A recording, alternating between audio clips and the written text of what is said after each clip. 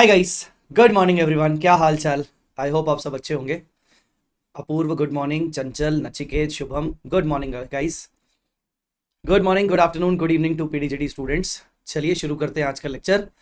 और आज के लेक्चर में हम डिस्कस करेंगे इंड एएस 102 ऑपरेटिंग सेगमेंट्स। बहुत ही छोटा सा स्टैंडर्ड है एंड बहुत ही अनप्रिडिक्टेबल स्टैंडर्ड है। मैं आपको बताता हूँ उसका रीजन अनप्रिडिक्टेबल होने का। ये स्टैंडर्ड मिसलेनियस कैटेगरी के अंदर आ सकता है। मतलब मिसलेनियस कैटेगरी का जब नाम लिया जाता है ना, तो आधे स्टूडेंट तो वैसे ही कुछ टॉपिक को छोड़ देते हैं बिकॉज सिलेबस टाइम पे कंप्लीट हो नहीं पाता है। तो बच्चे सोचते हैं कि यार जो अनइंपॉर्टेंट है, मिसलेनियस है, उनको छोड़ देते हैं। ये उन कैटेगरीज में से आता है। अब हुआ गया कि नवंबर 23 में इसका एक क्वेश्चन आ गया, और क्वेश्चन कोई छोटा मोटा क्वेश्चन नहीं। 108 में जिस बात के ऊपर ज्यादा फोकस किया गया है वो बहुत सिंपल चीज है। 108 के अंदर एक पॉइंट है थ्रेशोल्ड लिमिट की, ये वाली रिपोर्टेबल सेगमेंट्स स्टेप 3 करके, इसके ऊपर बहुत फोकस किया गया है। पर इसके ऊपर क्वेश्चन उन्होंने पूछा नहीं, क्योंकि इसके ऊपर अगर कभी कोई क्वेश्चन आ जाए तो बच्चा ऐसे ही कर देगा, ऐसे ही। अब इन्होंने पूछ लिया इसके ऊपर क्वेश्चन, सेगमेंट रिपोर्ट के ऊपर। प्रॉपर सेगमेंट रिपोर्ट बना के दो, जो ये इस फॉर्मेट में ना, ऐसे पूरी सेगमेंट रिपोर्ट बना के दो। अब होता क्या है, सेगमेंट रिपोर्ट के क्वेश्चन बहुत ही लिमिटेड होते हैं। इंस्टीट्यूट के मॉड्यूल में भी इक्का दुक्का क्वेश्चन है। ये मैं आपको दिखा देता हूं तो आपको उससे समझेगा। ये देखिए, प्रेजेंटेशन ऑफ सेगमेंट रिपोर्ट। ऐसा नहीं है कि सेगमेंट रिपोर्ट के क्वेश्चन एग्जाम में आते नहीं है, आते हैं, बहुत कम, बहुत रेयर। ठीक है, जैसे मे 18 एग्जाम में आया था। ठीक है, तो होता क्या है कि ये क्वेश्चन है और फिर ये क्वेश्चन है, ये नवंबर 23 में आया। अब जब नवंबर 23 में ये क्वेश्चन आया है, आपको दिखने में लग रहा है यार हाँ ठीक है क्या है, पर सेगमेंट की रिपोर्ट बनानी पड़ती है। अब सेगमेंट रिपोर्ट वही बच्चा बना सकता है जिसको उसका फॉर्मेट याद है। नंबर तो चेकर आपको फॉर्मेट के देगा। यहां कोई लॉजिक है ही नहीं, दिस इज इलॉजिकल पॉइंट। ये report banana is a illogical in the sense कि इट्स अ रट्टाफिकेशन, मोर ओवर रट्टाफिकेशन। इन बहुत रेयर चांस में 10% में इसमें कॉन्सेप्ट लगते हैं। अब इसको बच्चा बहुत ही ज्यादा इंपॉर्टेंस नहीं देता। तो मैं आपको शुरू में ही पढ़ाने, लेक्चर शुरू करने से पहले ही आपको बता दूं, चैप्टर बहुत छोटा है। कुल मिला के आप देख पा रहे हो 4 पेज का चैप्टर है। 4 पेज में मैं खत्म कर दूंगा आज ही। ठीक है, आपके साथ में कुछ क्वेश्चन भी डिस्कस करूंगा। ये क्वेश्चन मैं आपको राइटिंग में लिखवाऊंगा भी, पर आपको ये मेक श्योर करना है कि ये चैप्टर है अनप्रिडिक्टेबल। अनप्रिडिक्टेबल मतलब अगर तुम सोचोगे आगे चल के लीव करना है, तो हो सकता है तुम्हारे अटेम्प्ट में वो बम फोड़ दे। ठीक है, तो थोड़ा सा इस चीज का बस ध्यान रखना है, और कुछ नहीं है। एंड बहुत स्कोरिंग है, ये कह सकते हैं बहुत स्कोरिंग है। तो चलिए शुरू करते हैं। सर ये है क्या ऑपरेटिंग सेगमेंट्स? किस किस बच्चे को, एक बच्चे ने तो लिख भी दिया, शुभम ने लिख लिया, किस किस बच्चे को सीए इंटरमीडिएट का एएस 17 याद है? एएस 17 सेगमेंट रिपोर्टिंग करके हुआ करता था। सर आप पूछ रहे हो याद है, मतलब अंदर का कंटेंट याद है कि एएस 17 का नाम याद है? एएस 17 के बारे में कुछ याद है कि हाँ एएस 17 हुआ करता था? उतना तो याद है, हाँ। तो एएस 17 जो था सेगमेंट रिपोर्टिंग करके, उसी के बेसिस पर मान लो। पर मैं आपको बताऊं उससे ज्यादा इजी है। बहुत रेयर ऐसे इंडेस होते हैं, या रेयर छोड़ो, इक्का दुक्का इंडेस होंगे जो एएस से भी इजी होंगे। ये वाला इंडेस एएस 17 से इजी है। बताता हूं क्यों। एएस 17 जब आपको पढ़ाया जाता था तो उसमें होता था कि सेगमेंट रिपोर्टिंग करो। सेगमेंट्स होते हैं और क्लासिफिकेशन ऑफ सेगमेंट्स होते हैं। तो एक होता है बिजनेस सेगमेंट, एक होता है ज्योग्राफिकल सेगमेंट। ऐसे करके होता था कि आपको पहचानना है कि आपको सेगमेंट रिपोर्टिंग बिजनेस वाइज करनी है, मतलब प्रोडक्ट ओरिएंटेड बिजनेस सेगमेंट, या फिर ज्योग्राफिकल सेगमेंट। तो पहले देखो कि आपका रिपोर्टिंग कैसे होगा। फिर उसमें दो दो रिपोर्ट बनानी पड़ती थी, एक प्राइमरी और एक सेकेंडरी, ऐसे करके। इसके अंदर बिजनेस सेगमेंट अलग, ज्योग्राफिकल सेगमेंट अलग, दो अलग अलग क्लासिफिकेशन, वो खत्म कर दिया। इन्होंने बोला सेगमेंट रिपोर्टिंग आपके हिसाब से आपको जैसा समझ में आए वैसा करो। हम कोई डिफाइन नहीं करेंगे कि भाई बिजनेस सेगमेंट अलग, ज्योग्राफिकल सेगमेंट अलग, हम कोई डिफाइन नहीं करेंगे। अभी आपको मालूम पड़ेगा कैसे। तो चलिए शुरू करते हैं, ज्यादा फालतू का टाइम वेस्ट नहीं करते। तो 108 ऑपरेटिंग सेगमेंट, जिसको ए 17 याद नहीं है उससे भी कोई फर्क नहीं पड़ता, मुझे भी याद नहीं है। ठीक है चलो, सो 108 segment reporting, very very interesting and छोटा सा एएस है। आज ही शुरू करके हम इसको आज ही खत्म कर देंगे। चलो,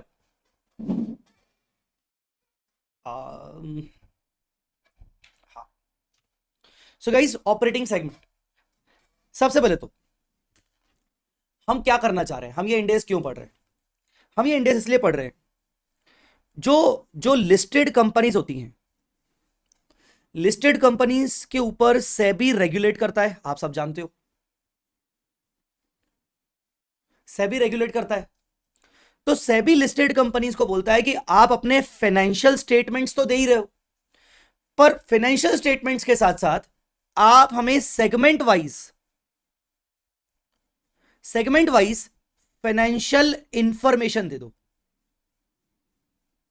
सेगमेंट वाइज फाइनेंशियल इंफॉर्मेशन भी आपको सबमिट करनी चाहिए, ताकि आपके शेयर होल्डर्स को सेगमेंट वाइज पता चले कि आपकी कंपनी के कौन से सेगमेंट्स प्रॉफिट ओरिएंटेड है, कौन कौन से सेगमेंट्स लॉस ओरिएंटेड है।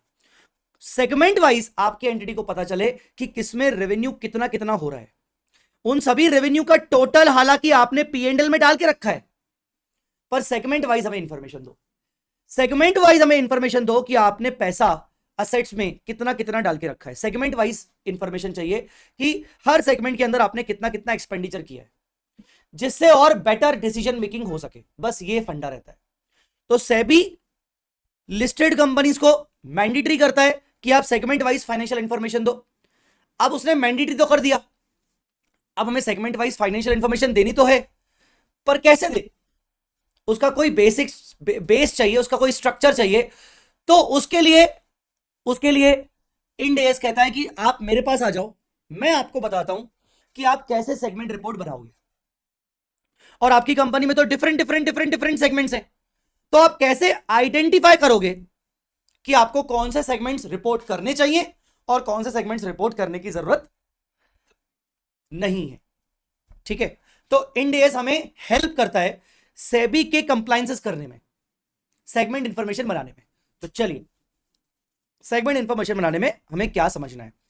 सबसे पहले सेगमेंट रिपोर्ट। अब सेगमेंट रिपोर्ट होती क्या है, जैसा मैंने आपको बोला, this standard requires entity to prepare a segment wise report of the entire business, segment wise report of entire business, so that stakeholders can understand and evaluate the performance of the business on segment wise। जैसा मैंने आपको बताया कि decision ज्यादा तेजी से लिया जा सकता है, सेगमेंट वाइज मालूम पड़ेगा तो उस तरीके से डिसीजन मेकिंग भी सही होगी।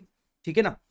Segment report is not a part of the financial statement. Obviously financial statement में क्या क्या आता है, बैलेंस शीट आता है, पीएनएल आता है, कैश फ्लो स्टेटमेंट आता है, नोट्स टू अकाउंट्स आता है, statement of changes in equity आता है। Segment report balance financial statements का पार्ट नहीं, पर एनुअल रिपोर्ट जब बनती है तो उसके साथ दिया जाता है। इवन इंटरिम रिपोर्ट जब बनती है, सर ये इंटरिम रिपोर्ट क्या होती है, क्वार्टरली या 6 मंथली बेसिस पर जो आपको प्रॉफिट एंड लॉस दिया जाता है या बैलेंस शीट्स वगैरह दिए जाते हैं, तो उनको इंटरिम रिपोर्ट बोलते हैं। अपना अगला स्टैंडर्ड वही है जो अपन नेक्स्ट स्टैंडर्ड करेंगे, end S 34 interim financial reporting. तो जब आपको क्वार्टरली फाइनेंशियल स्टेटमेंट सबमिट करने पड़ते तो उसके साथ भी आपको सेगमेंट इंफॉर्मेशन देनी पड़ती है। Also, this Ind AS provides the following guidelines to prepare a segment report। अब segment report बनाने के लिए आपको क्या करना है, सबसे पहले first of all identify the operating segments of the business। आपको पहले तो ये आइडेंटिफाई करना है कि बिजनेस के कौन कौन से ऑपरेटिंग नेचर के सेगमेंट्स हैं। मतलब सर ऑपरेटिंग सेगमेंट मतलब देखो, हो सकता है बिजनेस के अंदर कुल मिला के अलग अलग सेगमेंट कर रहे हैं तो 15 सेगमेंट्स हो रहे हैं। अब 15 के 15 सेगमेंट्स से शेयर होल्डर को मतलब नहीं होगा। हो सकता है 5 सेगमेंट्स किसी काम के ही ना हो, जो हमारी डिसीजन मेकिंग पर असर ना करे, तो उन सेगमेंट्स को रिपोर्ट करके क्या ही कर लेंगे हम, बेवजह waste of time, waste of money. Sir money कैसे वेस्ट हुआ, अरे यार आप सेगमेंट रिपोर्टिंग करवा रहे हो तो आप बनवा रहे हो सेगमेंट रिपोर्टिंग, जितनी आप सेगमेंट रिपोर्ट बड़ी बनवाओगे तो आपको चार्टर्ड अकाउंटेंट से भी वेरीफाई करनी पड़ेगी, तो वो भी तो आपकी फीस हिसाब से लेगा। सो मुद्दे की बात यह है कि ऐसे ऐसे सेगमेंट्स जिनका इंपैक्ट डिसीजन मेकिंग पे पड़ सकता है उसको बोलते हैं ऑपरेटिंग सेगमेंट्स। अभी अपन ऑपरेटिंग सेगमेंट्स को डिफाइन करेंगे, तो आपको पहले ये डिफाइन करना, ये देखना है कि कौन कौन से सेगमेंट्स ऑपरेटिंग नेचर के। फिर आपको देखना है make aggregations of the similar operating segments. अब ऐसा भी हो सकता है कि 2 सेगमेंट्स आपने अलग अलग आइडेंटिफाई किए पर दोनों सिमिलर नेचर के, तो दोनों को मर्ज कर दो। अब ये सर सिमिलर नेचर के हमें कैसे पता चलेगा, आगे सब पूरी स्टेप्स बताई गई हैं कि आपको कैसे कैसे पता चलेगा, सब स्टेप्स में आपको बताया गया है। बस शुरू में मैं आपको बता रहा हूं कि करना क्या होता है। पहले एंटिटी सेगमेंट्स ऑपरेटिंग सेगमेंट्स को आइडेंटिफाई करती है कि हाँ ये सेगमेंट्स ऑपरेटिंग नेचर के हैं, इससे हम इन सेगमेंट्स में रेवेन्यू जनरेट हो रहा है, नहीं भी हो रहा है तो मतलब इनसे फ्यूचर में रेवेन्यू जनरेट होगा। ये स्टार्टअप्स हैं पर ये बहुत इंपॉर्टेंट है कंपनी के लिए। दूसरा, इनमें से जो सिमिलर नेचर के उनको एग्रीगेट करके सिंगल बना लो, ऑपरेटिंग सेगमेंट सिंगल बना लो।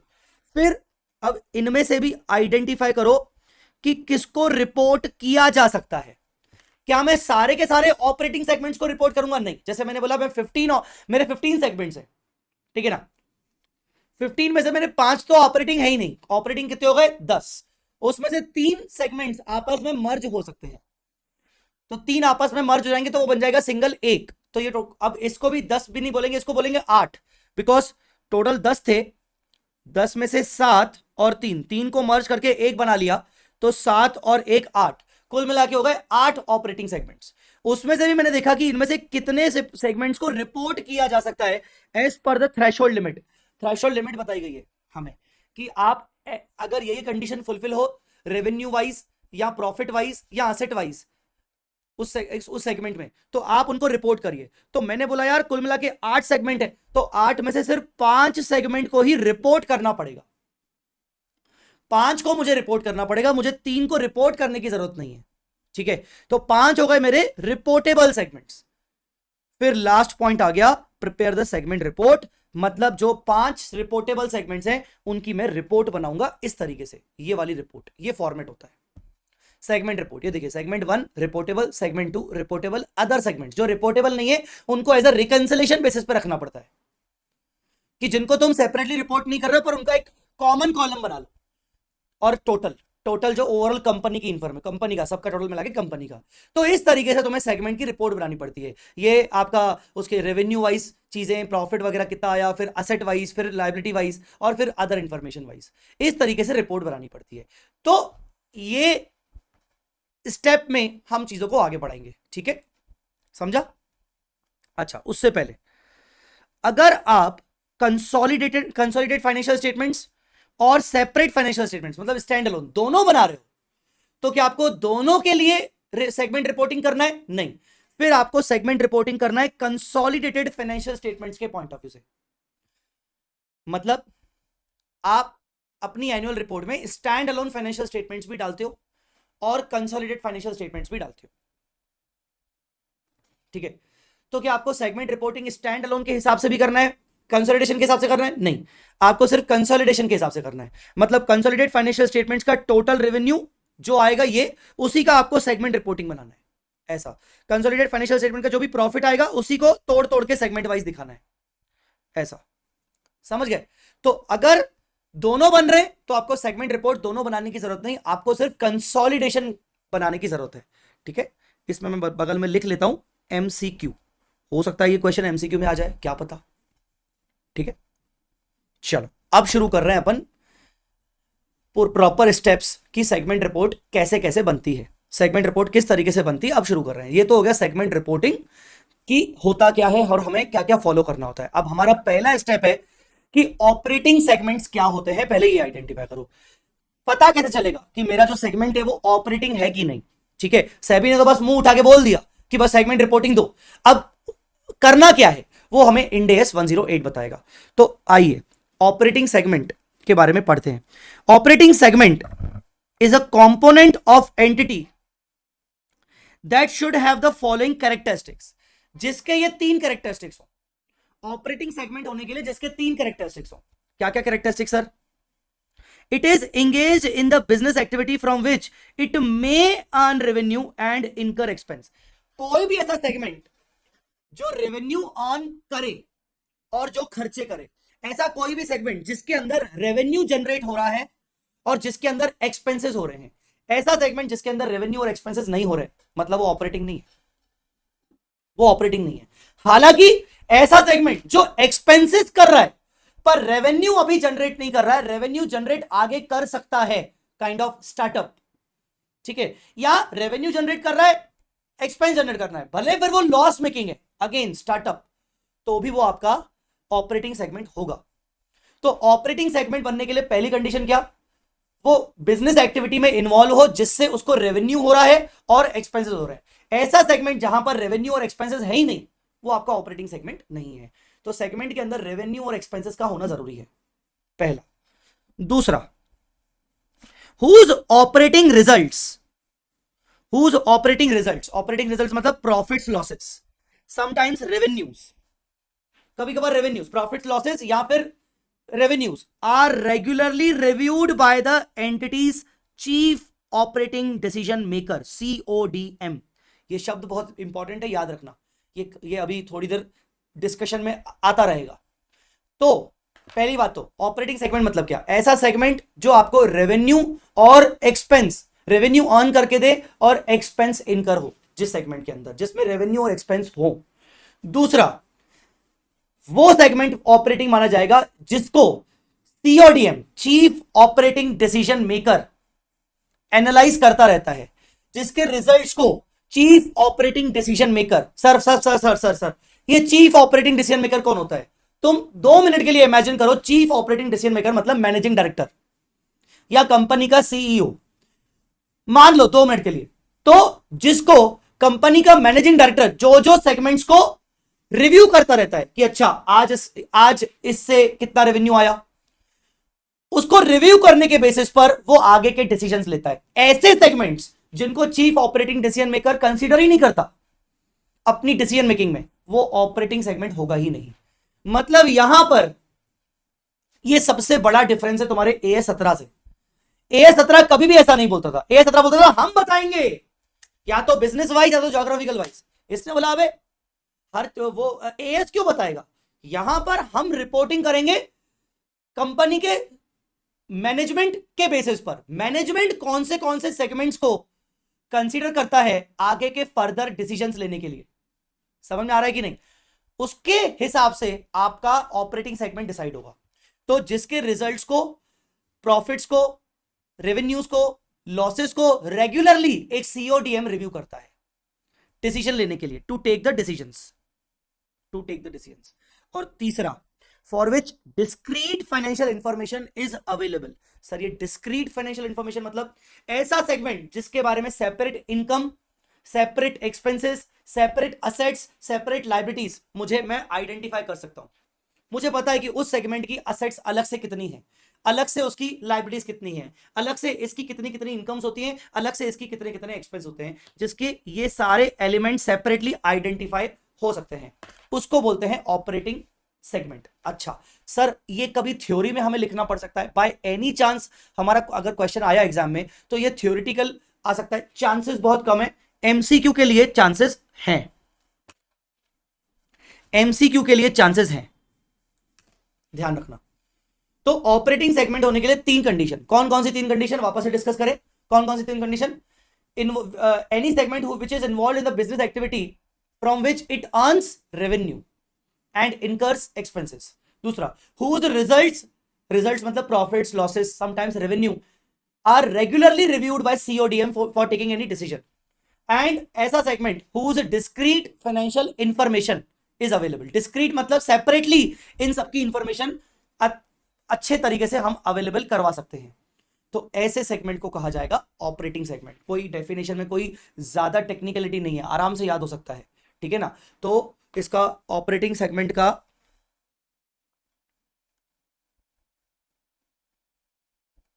डेफिनेशन का फॉर्मूला क्या बन जाएगा?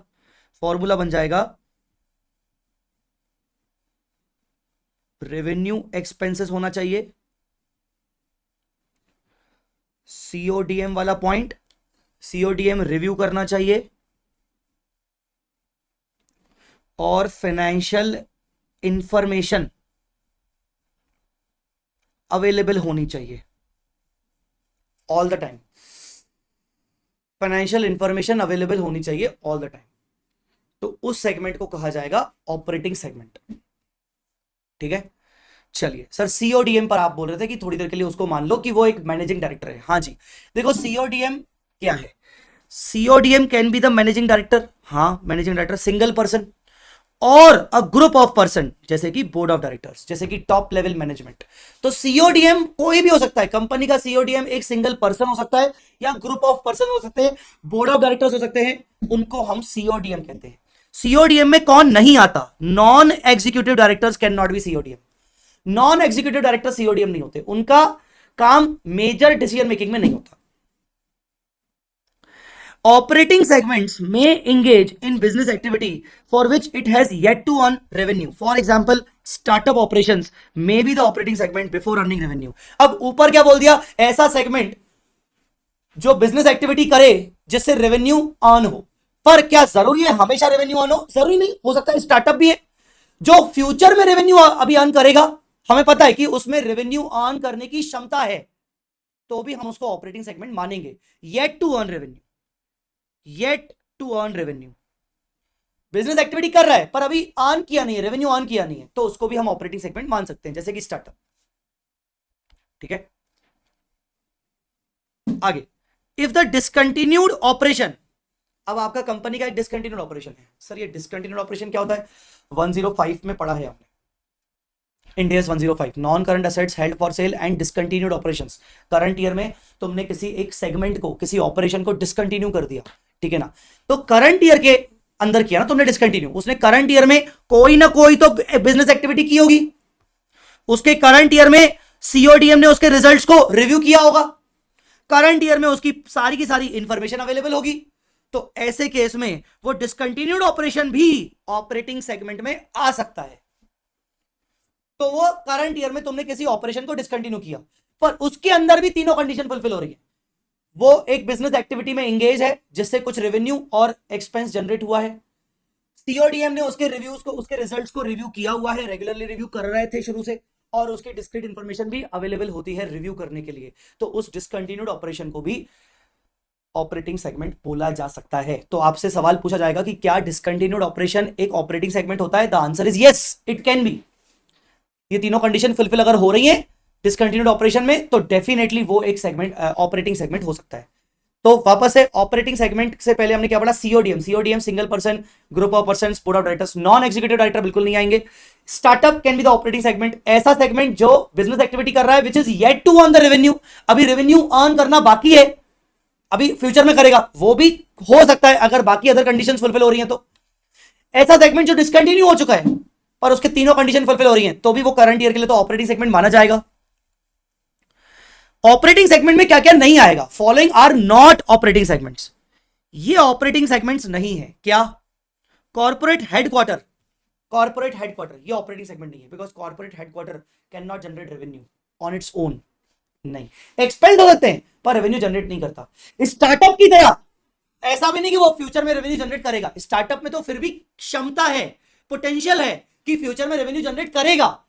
हेडक्वार्टर में कोई पोटेंशियल ही नहीं है. तो ऐसा सेगमेंट जिसमें रेवेन्यू अर्न करने का पोटेंशियल है वो भी ऑपरेटिंग सेगमेंट हो सकता है, पर जिसमें रेवेन्यू अर्न करने का पोटेंशियल ही नहीं है वो आपका ऑपरेटिंग सेगमेंट नहीं होता. दूसरा, कंपनी के पोस्ट एम्प्लॉयमेंट बेनिफिट प्लान्स, ये भी ऑपरेटिंग सेगमेंट्स में नहीं आते हैं.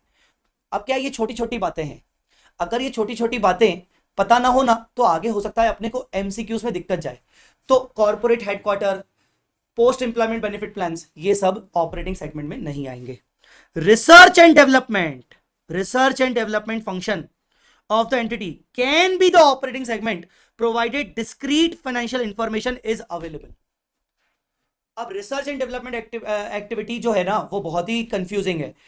क्या वो रेवेन्यू जनरेट कर रही है? नहीं, पर वो रिसर्च एंड डेवलपमेंट एक्टिविटी से अगर कुछ एक्चुअली प्रोडक्ट डेवलप हो पाया, कुछ नया टेक्नोलॉजी डेवलप हुआ, तो रेवेन्यू जनरेट होगा, भले वो किसी दूसरे सेगमेंट से होगा. मतलब रिसर्च एंड डेवलपमेंट एक्टिविटी अपने को हेल्प कर रहा है डायरेक्टली दूसरे सेगमेंट्स को रेवेन्यू जनरेट करने में. क्या उसको सीओडीएम रिव्यू करता रहता है? हाँ. दूसरा, क्या उसकी सारी की सारी सेपरेटली इंफॉर्मेशन अवेलेबल है, असेट्स कितनी है उस function research and development department की, उसकी लाइबिलिटीज कितनी है, उसकी इनकम तो चलो नहीं है मान लो, एक्सपेंसेस कितने हैं, अगर ये सारी इंफॉर्मेशन अवेलेबल है तो research and development could be the operating segments. तो ऑपरेटिंग सेगमेंट्स तो जो हमने डेफिनेशन वाली पढ़ी वो पढ़ी, पर तीन स्पेशल चीजों को मैंने ऑपरेटिंग सेगमेंट में इंक्लूड किया. पहला स्टार्टअप को, दूसरा डिसकंटिन्यूड ऑपरेशन को, और तीसरा रिसर्च एंड डेवलपमेंट को, प्रोवाइडेड रिसर्च एंड डेवलपमेंट का डिस्क्रीट इंफॉर्मेशन अवेलेबल हो. दो चीजों को मैंने ऑपरेटिंग सेगमेंट से बाहर कर दिया, पोस्ट एम्प्लॉयमेंट बेनिफिट प्लान्स को और कॉर्पोरेट हेडक्वार्टर्स को. तो ये आपका यहीं पर समरी बना हुआ है, बस आप इसको ध्यान रखना कि दो चीजें तो बिल्कुल भी नहीं आएंगी और तीन चीजें आ सकती हैं स्पेशली. गाइस इतना समझ में आया सबको?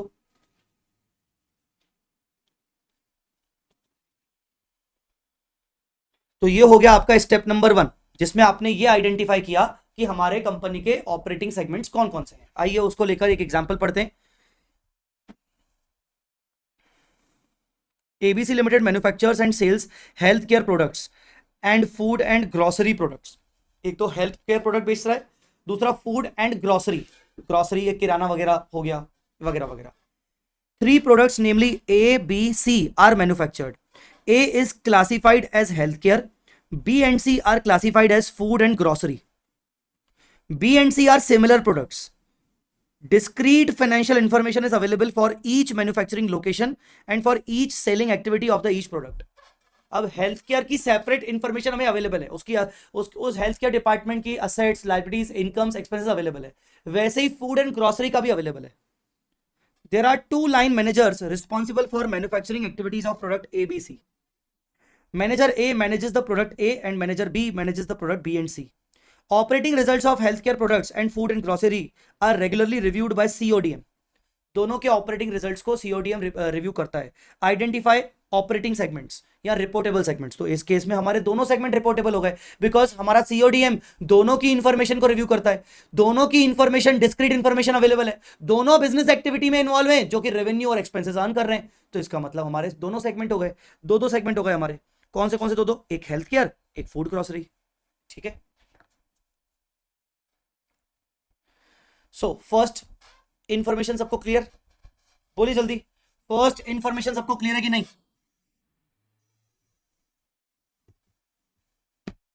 एक सेकंड, एक second.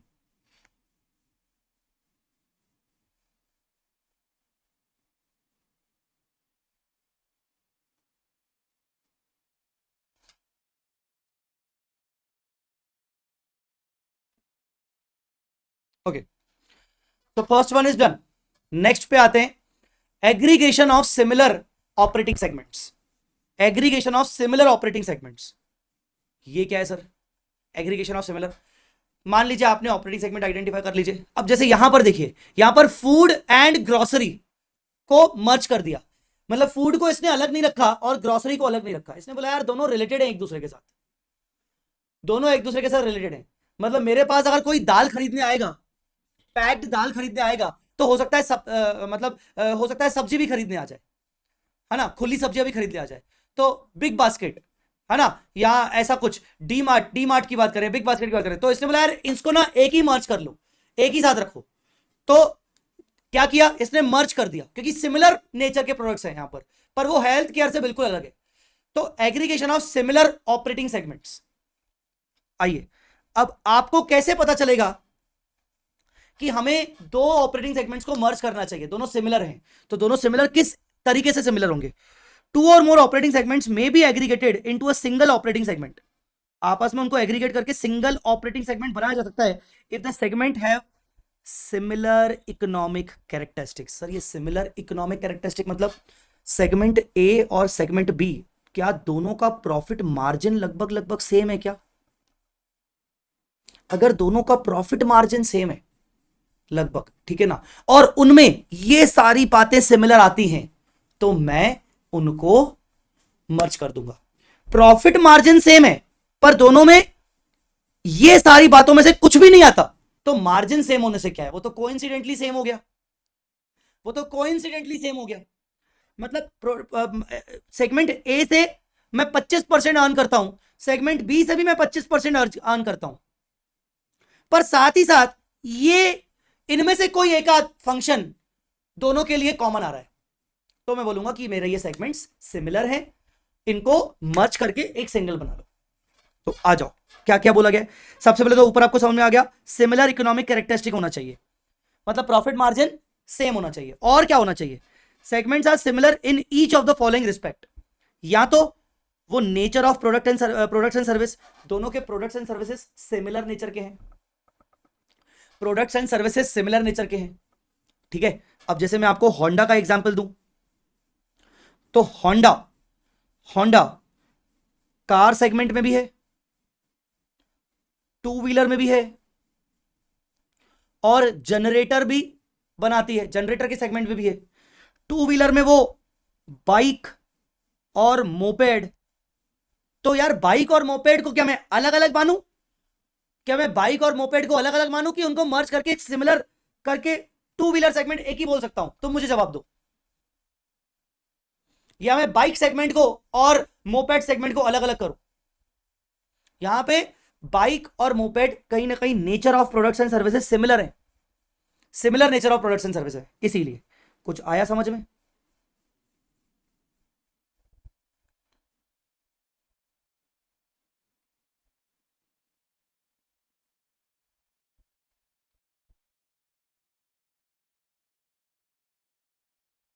The nature of production process, products अलग अलग हैं पर दोनों को बनाने का प्रोसेस सिमिलर है। दोनों को बनाने का प्रोसेस, अब इस एग्जांपल को मत लो, अलग अलग भी एग्जांपल्स हो सकते हैं। The nature of production process, production process similar है, प्रोडक्शन प्रोसेस सिमिलर है। डेयरी आइटम्स, डेयरी आइटम्स, आप दूध से बहुत सारी चीजें बना लेते हो, एक ही प्रोसेस से आप दूध से अलग अलग प्रोडक्ट बना लेते हो, ठीक है ना। उसी से आप दही बना रहे हो, फिर आप छाछ भी बना रहे हो, फर्दर प्रोसेस करके उसको छाछ बना रहे हो। तो बेसिकली प्रोडक्शन प्रोसेस एक ही प्रोडक्शन प्रोसेस से होके गुजरते हैं, दो अलग अलग प्रोडक्ट्स। तो ये भी कहीं ना कहीं आपस में सिमिलर हो गए, ठीक है। तीसरा, द टाइप और class of customer for their products and services, type और क्लास ऑफ कस्टमर्स, दोनों प्रोडक्ट्स दोनों सर्विसेज के क्लास ऑफ कस्टमर्स सेम है, क्लास ऑफ कस्टमर सेम है, ठीक है। तो यहां पर मैंने क्या बोला, यहां पर जैसे मैंने बोला कि भाई जैसे वी स्मार्ट है, तो वी स्मार्ट क्या करता है, वी स्मार्ट सीए की क्लासेस भी सेल करता है, वी स्मार्ट सीएमए की भी क्लासेस सेल करता है, मान लो, ठीक है ना। अब सीए में कस्टमर अलग है, सीएमए में कस्टमर अलग है, दोनों में स्टूडेंट अलग अलग है, दोनों के nature of customer, type of customer अलग अलग है। तो मैंने क्या बोला, मैंने बोला यार मैं एक सीए सेगमेंट बना लेता हूं, मैं एक सीएमए सेगमेंट अलग बना लेता हूं, ऐसा। आप आईसीआई का ले लो, आईसीएआई का ले लो, आईसीआई को जो रेवेन्यू आता होगा, ग्रांट छोड़कर रेवेन्यू आता होगा, तो वो मेंबर्स से अलग आता होगा और स्टूडेंट से अलग आता होगा, दोनों अलग अलग है, class of customers, type of customers दोनों अलग अलग हुए, ठीक है। तो यहां पर हम सिमिलर नहीं कर सकते क्योंकि दोनों अलग अलग है, ठीक है। तो ये हो गया आपका, ये हो गया आपका बेसिकली अलग अलग से अलग अलग कस्टमर का। बट यहीं पर जैसे मैंने बोला सीए, सीए के अंदर आप बुक्स भी सेल कर रहे हो, आप लेक्चर्स भी सेल कर रहे हो, तो क्लास ऑफ कस्टमर एक ही है, तो आपने उसको तो मर्ज कर लिया, आपने ओवरऑल मर्ज कर लिया भाई। CA inter, CA inter is a different segment compare to CA final, तो सीए फाइनल का सेगमेंट डिफरेंट है, सीए इंटर का अलग है। अब इंटर के अंदर बुक सेल हो चाहे लेक्चर सेल हो कोई फर्क नहीं पड़ता, अब वो कितना भी हो। तो ये हो गया सिमिलर, आपका क्लास ऑफ कस्टमर सिमिलर है क्योंकि इंटर का बच्चा है, उसको फाइनल से मतलब नहीं है, तो आपने कस्टमर वाइज उसको अलग अलग किया, ठीक है। The methods used to distribute their products और प्रोवाइड देयर सर्विसेज, मेथड्स मतलब मोड, आप जिस तरीके से उनको प्रोवाइड करते हो, आप जिस तरीके से उनको प्रोवाइड करते हो अपनी सर्विसेज, तो जो जिस मोड में प्रोवाइड करते हो, आप प्रोडक्ट ए को और प्रोडक्ट बी को दोनों को सिमिलर मोड में प्रोवाइड कर रहे हो अपनी सर्विसेज, तो आप अगर दोनों सेगमेंट्स का method of providing services, method of distributing the goods and services same है, तो आप दोनों को कंबाइन करके सिमिलर एग्रीगेट कर सकते हो। If applicable the nature of regulatory environment, example banking, insurance, public utilities, दोनों सेगमेंट के ऊपर एक ही कॉमन बैंकिंग इन्वायरमेंट फॉलो हो रहा है। जैसे मेरे पास जैसे कोटक बैंक है, तो कोटक बैंक, अब कोटक बैंक के ऊपर जो कोटक ग्रुप है उसके अंदर बैंकिंग भी है, उसके ऊपर इंश्योरेंस भी है और उसका ब्रोकिंग भी है, तो क्या तीनों के ऊपर क्या सिमिलर, क्या बैंकिंग रेगुलेशन एक्ट लग रहा है? नहीं। बैंक्स के ऊपर आरबीआई का फंडा लग रहा है, इंश्योरेंस के ऊपर आईआरडीए लग रहा है, ब्रोकर्स सेबी लग रहा है, तो तीनों के रेगुलेटरी इन्वायरमेंट अलग अलग है, तो हम तीनों को सिमिलर करके इकट्ठा नहीं कर सकते, हम इन तीनों को अलग अलग रखेंगे। तो अगर रेगुलेटरी इन्वायरमेंट कॉमन है तो फिर हम इनको मर्ज कर सकते हैं। तो ये होता है आपका, सेगमेंट्स को आप एग्रीगेट करके सिंगल कब बना सकते हो, जब उनका सिमिलर इकोनॉमिक कैरेक्टरिस्टिक्स हो, प्रॉफिट मार्जिन सिमिलर हो, साथ साथ या तो वो सिमिलर नेचर ऑफ उनके जो nature of goods and services है वो सिमिलर है, प्रोडक्शन प्रोसेस है वो सिमिलर है। अब क्या सारे के सारे होने चाहिए? नहीं, इनमें से सिलेक्टेड। तो similar nature of goods and service या similar production process, methods used to distribute the goods and services similar होने चाहिए, या फिर टाइप और क्लास ऑफ कस्टमर आपके सिमिलर होने चाहिए, या सिमिलर रेगुलेटरी इन्वायरमेंट होना चाहिए। अगर ये है तो फिर ये हो जाएगा आपका मर्जिंग, ठीक है। What is the meaning of public utility? बेटा पब्लिक यूटिलिटी मतलब electricity companies, public utilities, electricities, है ना। तो पब्लिक यूटिलिटी में क्या क्या आ जाता है, electricities, gas, insurance, these all are public utilities basically. तो हमारे जो रेगुलेटरी इन्वायरमेंट है वो दोनों प्रोडक्ट के ऊपर सिमिलर इन्वायरमेंट हो रहा है। मतलब मान लो एक पावर कंपनी है, तो पावर कंपनी एक इलेक्ट्रिसिटी कंपनी है, तो उसके ऊपर कौन से एक्ट लग रहा होगा, इलेक्ट्रिसिटी एक्ट लगता होगा, तो वो पब्लिक यूटिलिटी में आ गया ऐसा। ठीक है, तो ये हो गया आपका एग्रीगेशन। चलो वंस अगेन, छोटे मोटे क्वेश्चंस एक्सपेक्टेड नहीं होते हैं एग्जाम में एज अ डिस्क्रिप्टिव के लिए। अगर एक्सपेक्टेड होते हैं तो वो कम से कम 6-7 मार्क्स का होना चाहिए। अब ये चीज I would say rather MCQ में आ सकती है, ये चीज का चांस एमसीक्यू में ज्यादा है। तो अभी तक हमने 2 स्टेप्स में क्या सीखा, अभी तक हमने 2 स्टेप्स में सीखा कि ऑपरेटिंग सेगमेंट क्या होता है, जिसका हमने एक शॉर्ट में फॉर्मूला बना लिया। इसके अलावा हमने उसके अंदर सीखा कि भाई सीओडीएम में कौन आ सकता है। उसके बाद यह सीखा कि 3 स्पेशल चीजें आपकी ऑपरेटिंग सेगमेंट में आ सकते हैं, स्टार्टअप, रिसर्च एंड डेवलपमेंट और डिसकंटिन्यूड ऑपरेशन। 2 पार्ट्स आपके ऑपरेटिंग सेगमेंट में नहीं आ सकते, कॉर्पोरेट हेडक्वार्टर और एम्प्लॉय बेनिफिट प्लान्स। फिर हमने सीखा कि 2 या 2 से ज्यादा सेगमेंट्स को सिमिलर अगर हैं तो उनको मर्ज कर सकते हैं कि नहीं, सिमिलर इकोनॉमिक कैरेक्टरिस्टिक्स, और इनमें से कुछ ना कुछ सिमिलरिटी होनी चाहिए। Nature of product service, production process, class of customers, क्या बोलते हैं, रेगुलेटरी इन्वायरमेंट, या methods used to distribute the goods and services. अब है इस इंड AS 108 का सबसे interesting part, step number 3, which is reportable segment. Important भी है। Step number 3, which is reportable segments, which is reportable segments. Step number 3, which is reportable segments. Sir ये क्या होता है, ध्यान से सुनिएगा। आईटीसी कंपनी को तुम जानते होगे, आईटीसी जानते हो, कितने सारे सेगमेंट्स होंगे सोचो आईटीसी के। हाँ, आईटीसी के बहुत सारे सेगमेंट्स होते होंगे ना, है ना। जैसे चलो अपन गूगल करते हैं,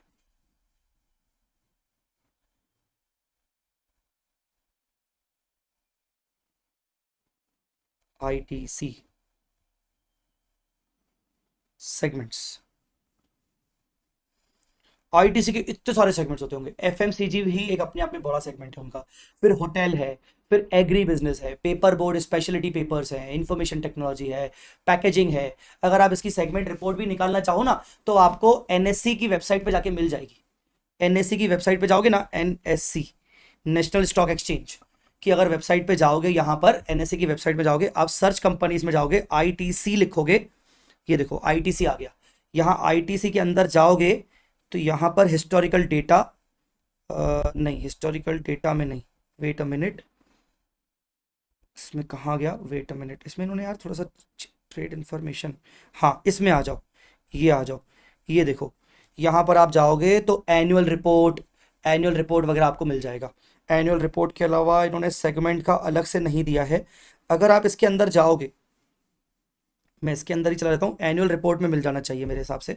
तो ये आईटीसी के आपको सब एनुअल रिपोर्ट्स मिल जाएंगी, ये एनुअल रिपोर्ट्स मिल जाएंगी। अब ये अटैचमेंट आई डोंट नो ये खुलेगा कि नहीं खुलेगा, पीडीएफ है शायद, तो खुल जाएगा। ये आईटीसी का एनुअल रिपोर्ट, ये देखो रिपोर्ट अकाउंट्स, ये एनुअल रिपोर्ट है, 456 पेजेस का है ये। अगर आपकी नज़र जा रही है 456 पेजेस का है। अब मैं इसमें सर्च करना पड़ेगा कि इनमें इसके सेगमेंट रिपोर्ट्स कहाँ हैं, इसमें सर्च करना पड़ेगा कि इसकी सेगमेंट रिपोर्ट्स कहाँ है। वैसे सेगमेंट रिपोर्ट्स का एक अलग से भी कॉलम होता है, बाहर मुझे दिखा नहीं कहीं पर एक अलग से भी कॉलम होता है, वहां पर आपको पता चल जाता है कि यार सेगमेंट रिपोर्ट्स कितना होगा। तो मेरा कहने का मतलब आईटीसी के इतने सारे सेगमेंट्स होंगे, तो क्या आईटीसी अपने सारे सेगमेंट्स को रिपोर्ट करेगा, जरूरी नहीं है। तो इंपॉर्टेंस बेसिस पे आपको उनकी रिपोर्टिंग करवानी है, इंपॉर्टेंस लेवल पे आपको उसकी रिपोर्टिंग करवानी है कि भाई वो सेगमेंट कितना इंपॉर्टेंट है उसके हिसाब से। तो ये है आपका रिपोर्टेबल सेगमेंट। रिपोर्टेबल सेगमेंट मतलब किसको अलग से रिपोर्ट किया जाएगा इस फॉर्मेट के अंदर, किसका सेपरेट कॉलम बनेगा, किस सेगमेंट का सेपरेट कॉलम बनेगा। तो किसका बनेगा, किसका बनेगा, अब वो सेगमेंट या तो रेवेन्यू वाइज बड़ा होना चाहिए, या तो प्रॉफिटेबिलिटी वाइज बड़ा होना चाहिए, मतलब रिजल्ट्स वाइज, या तो वो असेट वाइज बड़ा होना चाहिए। कैसे, आइए, पहला है रेवेन्यू वाइज। ऐसा कोई भी सेगमेंट जिसका रेवेन्यू कंबाइंड रेवेन्यू का कम से कम 10% हो। कंबाइंड रेवेन्यू मतलब मेरे 10 सेगमेंट है, मेरे 10 ऑपरेटिंग सेगमेंट है, तो 10 का टोटल रेवेन्यू कर दो उसका 10% और मोर मेरे किसी सेगमेंट का रेवेन्यू है, तो ऐसा कोई सेगमेंट जिसका रेवेन्यू कम से कम 10% हो, कम से कम बोल रहा हूं 10%, इक्वल टू और more than 10% of the combined revenues of all segments, सारे सेगमेंट्स का टोटल रेवेन्यू कर दिया, उसका 10% और मोर आ गया सेगमेंट रेवेन्यू, तो वो सेगमेंट एक रिपोर्टेबल है।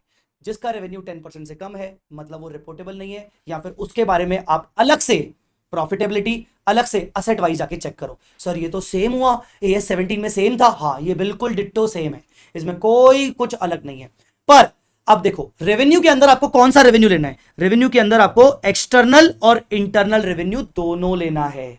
जब आप ये कंडीशन चेक करोगे 10% वाली, तो सिर्फ एक्सटर्नल नहीं, एक्सटर्नल इंटरनल मिलाकर आपको दोनों के दोनों रेवेन्यूज आपको लेने हैं, ठीक है। तो रेवेन्यू वाइज 10% और more of the combined revenue. चलो मान लो कोई सेगमेंट रेवेन्यू वाइज छोटा है, 10% से कम है, अभी भी वो रिपोर्टेबल हो सकता है अगर उसकी प्रॉफिटेबिलिटी, वर्ड प्रॉफिटेबिलिटी बोलना गलत हो जाएगा, रिजल्ट बोलना सही हो जाएगा, रिजल्ट, कंबाइंड रिजल्ट, क्योंकि जो सेगमेंट प्रॉफिट मेकिंग है पर जो सेगमेंट लॉस मेकिंग है, तो क्या लॉस मेकिंग वाला सेगमेंट कभी रिपोर्टेबल नहीं होगा? नहीं।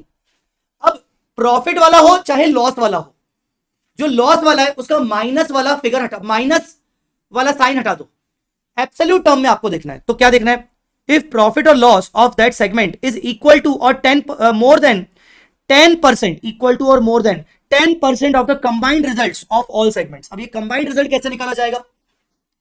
Combined result means higher of combined profits of all segments in profits, combined losses of all segments in losses, A B C D E F, ये वाले प्रॉफिट वाले हैं, 10 करोड़ 12 करोड़ 5 करोड़, कितना हुआ, 10 12 22 22 5 27 करोड़, ये प्रॉफिट वाले हैं।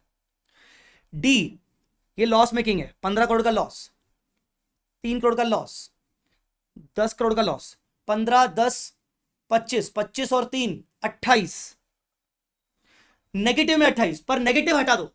अब दोनों में से क्या ज्यादा है? अगर नेगेटिव हटा दो तो दोनों में से ये वाला ज्यादा है, तो 2.8, तो 2.8 मल्टीप्लाई सॉरी 28 मल्टीप्लाई बाय 10% मतलब 2.8। ऐसा कोई भी सेगमेंट जिसका या तो प्रॉफिट या तो लॉस एब्सोल्यूट टर्म में 2.8 से ज्यादा है, तो मोस्टली सभी हैं, तो सारे के सारे सेगमेंट क्या हो जाएंगे, रिपोर्टेबल। तो कंबाइंड रिजल्ट का 10% और मोर, कंबाइंड रिजल्ट कैसे निकालेंगे, प्रॉफिट वाले सेगमेंट अलग, लॉस वाले सेगमेंट अलग, whichever is higher, absolute terms में विच एवर इज हायर। सबको समझ में आया? तीसरा असेट वाइज, कोई ऐसा सेगमेंट जो रेवेन्यू वाइज बड़ा नहीं है, प्रॉफिट लॉस वाला वाइज बड़ा नहीं है, पर असेट वाइज बड़ा हो सकता है, जिसका total assets combined asset of all segments में 10% या उससे ज्यादा हो। अब ये तीनों कंडीशन एंड में नहीं है और में है, कोई भी सेगमेंट जो तीनों में से किसी एक में फॉल हो रहा है तो उसको आपको रिपोर्ट करना पड़ेगा। इतना समझ में आया कि नहीं? उसको आपको रिपोर्ट करना पड़ेगा। बोलो बच्चों, समझ में आया कि नहीं? जल्दी बोलो। क्लियर? ये थोड़ा सा इंपॉर्टेंट है, इसके ऊपर अपन क्वेश्चन भी करेंगे। अब इसके अलावा कुछ और भी क्राइटेरिया है, मिनिमम 75% क्राइटेरिया है, चॉइस ऑफ मैनेजमेंट है, reportable segments, non reportable segments है, वो भी है। मैं बोलूंगा कि एक बार वापस से एक बार इसको ओवरव्यू करो, फिर अपन इसको और समझते हैं कि क्या है। ठीक है, एक बार जल्दी ओवरव्यू कर लो।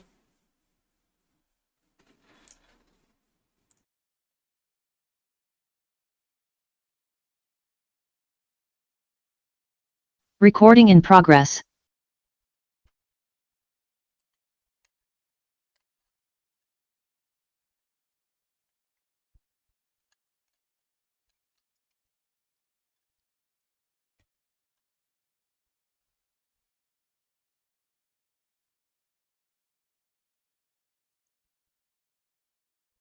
हाँ जी, पढ़ लिया? देख लिया आप सबने? क्या पॉइंट हम पढ़ रहे थे? हम पढ़ रहे थे रिपोर्टेबल सेगमेंट्स। किसी भी सेगमेंट को रिपोर्ट कब करोगे? जब वो रेवेन्यू वाइज थ्रेशोल्ड को क्रॉस करे, कंबाइंड रिजल्ट वाइज थ्रेशोल्ड को क्रॉस करे, या फिर असेट वाइज थ्रेशोल्ड को क्रॉस करो। तीनों में 10% है। रेवेन्यू के केस में एक्सटर्नल इंटरनल दोनों रेवेन्यू देखना है। इंटरनल का मतलब क्या होता है? एक सेगमेंट ने दूसरे सेगमेंट को सेल किया तो वो भी कंसिडर किया जाएगा। दूसरा, कंबाइंड रिजल्ट में क्या आता है? The higher of all the profit वाले सेगमेंट्स और लॉसेस वाले सेगमेंट्स। अब इसमें बच्चा बोलेगा सर प्रॉफिट वाला तो ऑलवेज हायर होगा क्योंकि वो पॉजिटिव है। नहीं, लॉसेस वालों का नेगेटिव साइन हटा दो, एब्सोल्यूट टर्म्स में कौन सा हायर है उसका 10% करो, और वो 10% चेक करो कि प्रॉफिट और लॉस में फॉल हो रहा है कि नहीं, कौन कौन सा सब्जेक्ट सेगमेंट वो 10% में फॉल हो रहा है। फिर असेट वाइज भी आ जाएगा, ऑल असेट्स में, ठीक है। अब आगे क्या है इसमें, मिनिमम क्राइटेरिया क्या है, मिनिमम 75% क्राइटेरिया क्या है, ध्यान से देखिएगा। मान लीजिए आपने ए बी सी इन 3 सेगमेंट्स को रिपोर्ट किया, तीनों कंडीशन में ये बस 3 ही सेगमेंट आ रहे हैं, और मान लीजिए इनका जो एक्सटर्नल रेवेन्यू है इसका 100 है, इसका 300 है और इसका 200 है, मतलब टोटल कितना हो गया 600, टोटल हो गया 600, ठीक है। तो ये कहा गया है कि हमें यह भी ध्यान रखना पड़ेगा कि जो सेगमेंट्स को हम रिपोर्ट कर रहे हैं एज पर द थ्रेशोल्ड, इनके एक्सटर्नल रेवेन्यूज कम से कम 75% of the total external revenues होना चाहिए। मान लीजिए टोटल एक्सटर्नल रेवेन्यू 1000 है, सर 1000 कैसे हुआ, ये तो 600 है बेटा, 600 तो एबीसी का है, पर इसके अलावा D E F G H जो इस थ्रेशोल्ड में आई नहीं, बहुत सारे दूसरे रेवेन्यूज हैं, उन सबका मिला दे और एबीसी का मिला दे तो कुल मिला के 1000 हो रहा है। 1000 का 75% कितना होता है 750। ये भी हमें मेक श्योर करना है कि रिपोर्टेबल सेगमेंट्स का रेवेन्यू मिनिमम 750 होना चाहिए, 1000 टोटल 1000 से कंपेयर करें तो अगर नहीं हो रहा है, जैसे इन तीनों का नहीं हो रहा है, अब क्या करेंगे, हमें एडिशनल और सेगमेंट्स को रिपोर्ट करना पड़ेगा, रेवेन्यू जिनके रेवेन्यू को मिला दें तो कम से कम ओवरऑल 750 हो जाए, भले वो सेगमेंट्स थ्रेशोल्ड में फॉल नहीं भी हो रहे तो भी हमें उनको रिपोर्ट करना पड़ेगा। तो वो होता है मिनिमम 75% क्राइटेरिया, उसमें सिर्फ एक्सटर्नल रेवेन्यू आता है। तो 10% के अंदर एक्सटर्नल इंटरनल सब चेक करना है, पर अगर बात करें 75% क्राइटेरिया में तो वहां एक्सटर्नल रेवेन्यू आता है, reported by the operating segments constitute less than 75% of the entity's revenue. तो बोला गया है additional operating segment should be identified and reportable segments as reportable segments until the 75% criteria is fulfilled. जब तक 75% criteria fulfil नहीं हो जाता तब तक हमें एडिशनल सेगमेंट्स को भी रिपोर्ट करना पड़ेगा आइडेंटिफाई करके। External revenue of reportable segments must be 75% और more of the total external revenue of the entity, ठीक है गाइस, डन। तो 4 थ्रेशोल्ड लिमिट हो गई, 3 10% के हिसाब से और एक 75% के हिसाब से। रेवेन्यू में 10% वाला जो है वो क्राइटेरिया वो इंटरनल एक्सटर्नल दोनों है, पर 75% के अंदर सिर्फ एक्सटर्नल है। नेक्स्ट आता है आपका choice of management.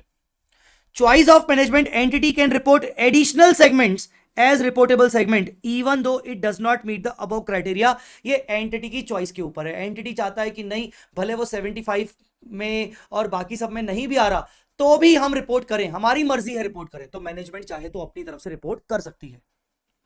Non reportable segment, अब उन सेगमेंट्स का क्या होगा जो 10% थ्रेशोल्ड में नहीं आ रहे हैं, मैनेजमेंट चॉइस में नहीं आ रहे हैं, 75% एक्सटर्नल से भी बाहर हो गए, उनका क्या करोगे, उन सभी को आप मर्ज करोगे, उन सभी को मर्ज करके आप अदर सेगमेंट्स वाले कॉलम में डाल दोगे। जैसे कि यहां पर ऐसे सेगमेंट जो सेपरेटली रिपोर्ट नहीं हो सकते उनका एक सेपरेट कॉलम बनेगा, हो सकता है उसमें बहुत सारे आ जाए, ए बी सी डी को आपने रिपोर्ट कर दिया सेपरेटली, पर ई एफ जी एच जो है वो उनको कंबाइन करके आपने अदर सेगमेंट में डाल दिया, ठीक है। तो जो सेगमेंट्स रिपोर्टेबल नहीं है, नॉट रिपोर्टेबल, उनको कंबाइन करके हमें अदर सेगमेंट की डिटेल में डालना है। सर क्यों डालना है, एज अ रिकंसिलेशन पर्पस के लिए, बिकॉज जो टोटल वाला कॉलम है वो आपका पूरी एंटिटी का रेवेन्यू होगा, एंटिटी का असेट्स होगा, एंटिटी की प्रॉफिटेबिलिटी होगी, और ये वाले इंडिविजुअल होंगे। तो अब इन दोनों को इसके टोटल से हो ही नहीं पाएगा टोटल, बिकॉज आपने कुछ सेगमेंट्स छोड़ दिए, तो इसीलिए रिकंसिलेशन पर्पस से आप अदर सेगमेंट्स का ये वाला कॉलम बनाते हो।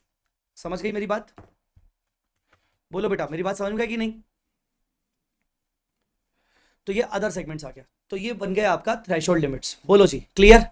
अब बस आखिरी स्टेप बची है, लास्ट स्टेप क्या है, लास्ट स्टेप है आपका प्रिपेयर द सेगमेंट रिपोर्ट। अब आपको सेगमेंट रिपोर्ट बनाना है। सेगमेंट रिपोर्ट कैसे बनेगी सर, एक बार अपन फॉर्मेट पढ़ लेते हैं, फिर उस फॉर्मेट के बेसिस पर अपन एक क्वेश्चन कर लेंगे, ठीक है ना।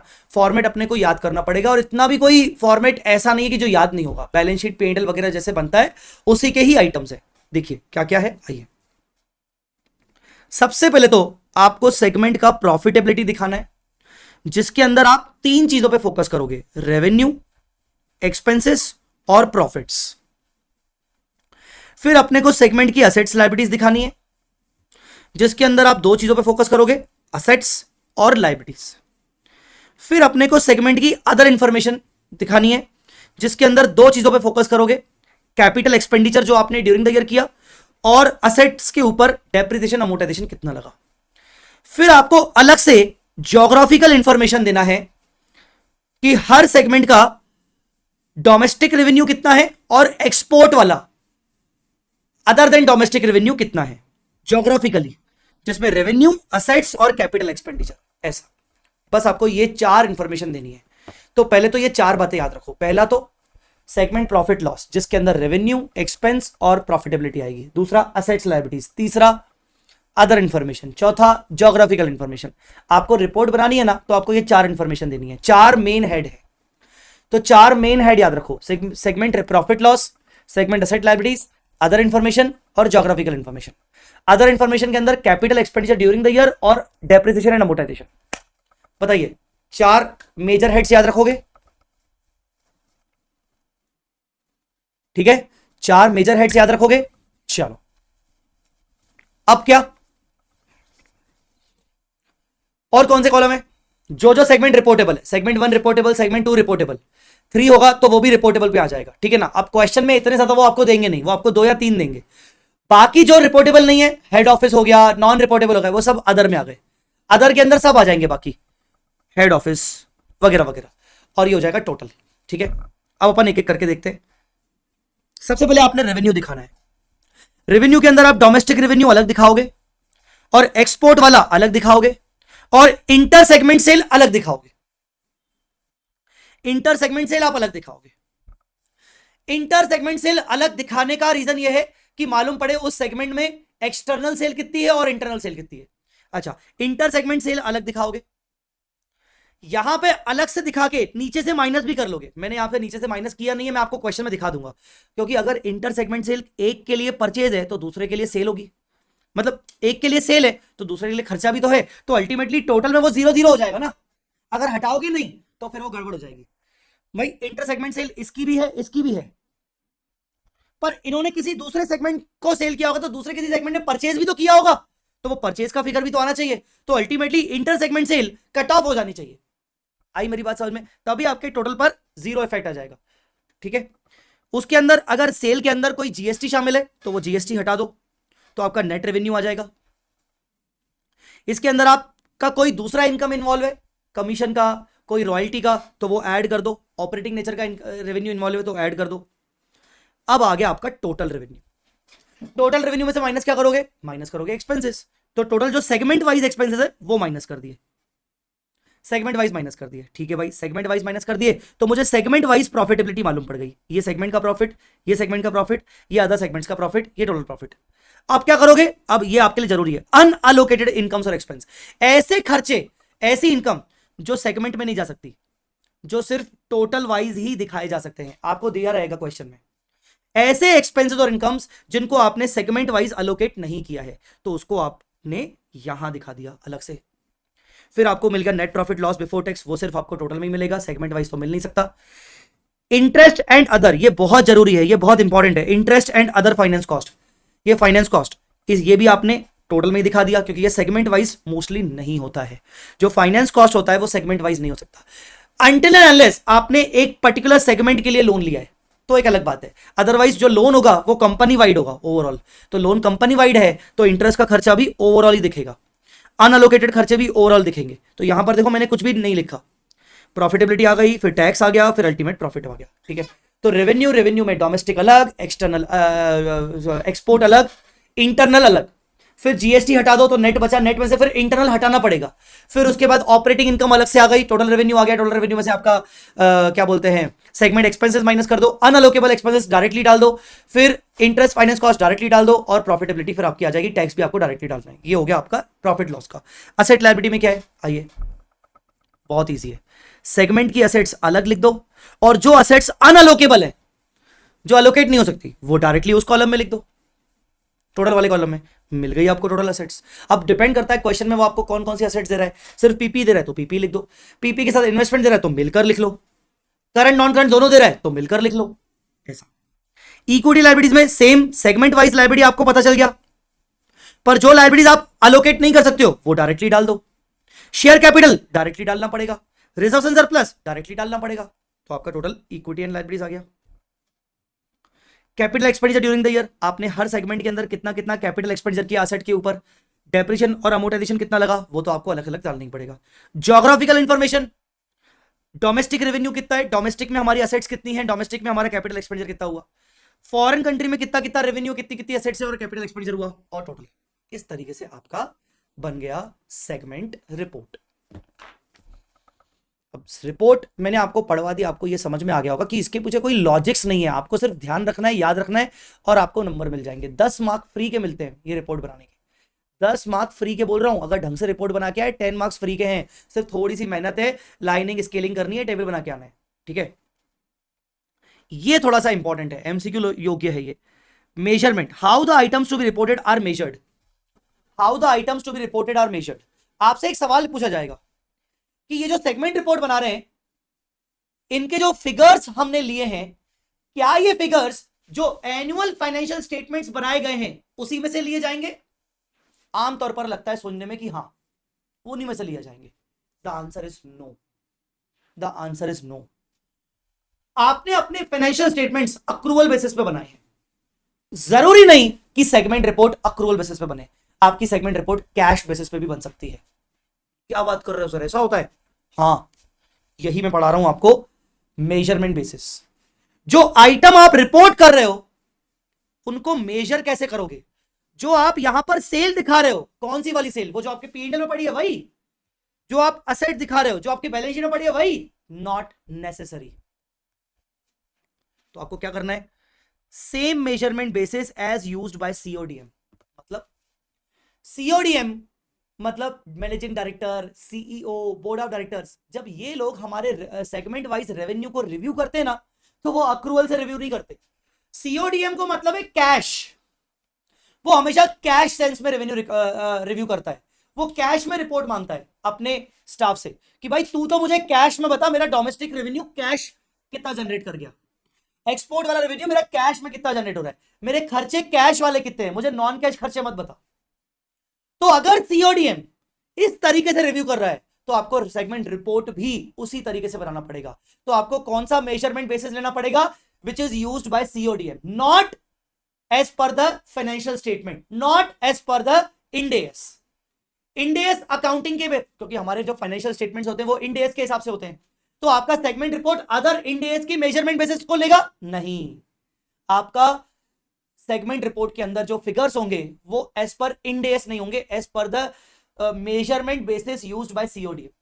हाँ, अगर सीओडीएम सेम फाइनेंशियल स्टेटमेंट्स के मेजरमेंट बेसिस को कंसीडर कर रहा है तो फिर इसका मतलब आपके वो फाइनेंशियल स्टेटमेंट्स के मेजरमेंट बेसिस पे होंगे। कुछ आया समझ में? बोलो बच्चों। अब देखो, अगर आपका फाइनेंशियल स्टेटमेंट्स का रेवेन्यू का मेजरमेंट बेसिस एक्रूवल है और आपने लिया है कैश इसके अंदर, तो फिर आपको एक और कॉलम खींचना पड़ेगा जिसको बोलोगे आप रिकंसिलेशन। क्योंकि जो ये टोटल वाला कॉलम है, यहां तक तो आपका ये प्लस ये प्लस ये मिलकर आ गया, ये टोटल आपका कैश वाला है। अब इसके बाद एक और कॉलम क्या आएगा? रिकंसिलेशन, कि भाई जो रेवेन्यू फाइनेंशियल स्टेटमेंट में दिख रहा है उससे ये टोटल वाला कितना अलग है। तो एक यहां पर एक और कॉलम आ जाएगा कि भाई वो जो डिफरेंस अमाउंट है, कि जो एसपीएल में दिख रहा है, पीएनएल में जो दिख रहा है वो, और जो ये दिख रहा है उसका डिफरेंस अमाउंट, और इसके बाद एक और कॉलम जो आपके फाइनेंशियल स्टेटमेंट में दिख रहा है, ताकि स्टेक होल्डर्स इसको कंपेयर कर सके। तो मेजरमेंट बेसिस सीओडीएम वाला, और इसके कारण जो भी डिफरेंस आएंगे उनके रिकंसिलेशन बनेंगे with the financial statements will be required. Reconciliation अलग से बनाया जाएगा। बोलो बेटा, समझ में आया? समझ में आया सबको? जैसे एक एग्जांपल के तौर पर, entity uses weighted average cost formula to assign the cost to inventories and cost of goods sold for the financial reporting purpose. Entity कौन सा फॉर्मूला यूज कर रही है? वेटेड एवरेज कॉस्ट कर रही है फाइनेंशियल रिपोर्टिंग पर्पस, मतलब financial statements बनाने के लिए। But the reports provided to chief operating decision maker uses the first in first out method for evaluating the performance of the segment operation. पर CODM को जो रिपोर्ट जाती है inventory की, उसमें फीफो जाती है।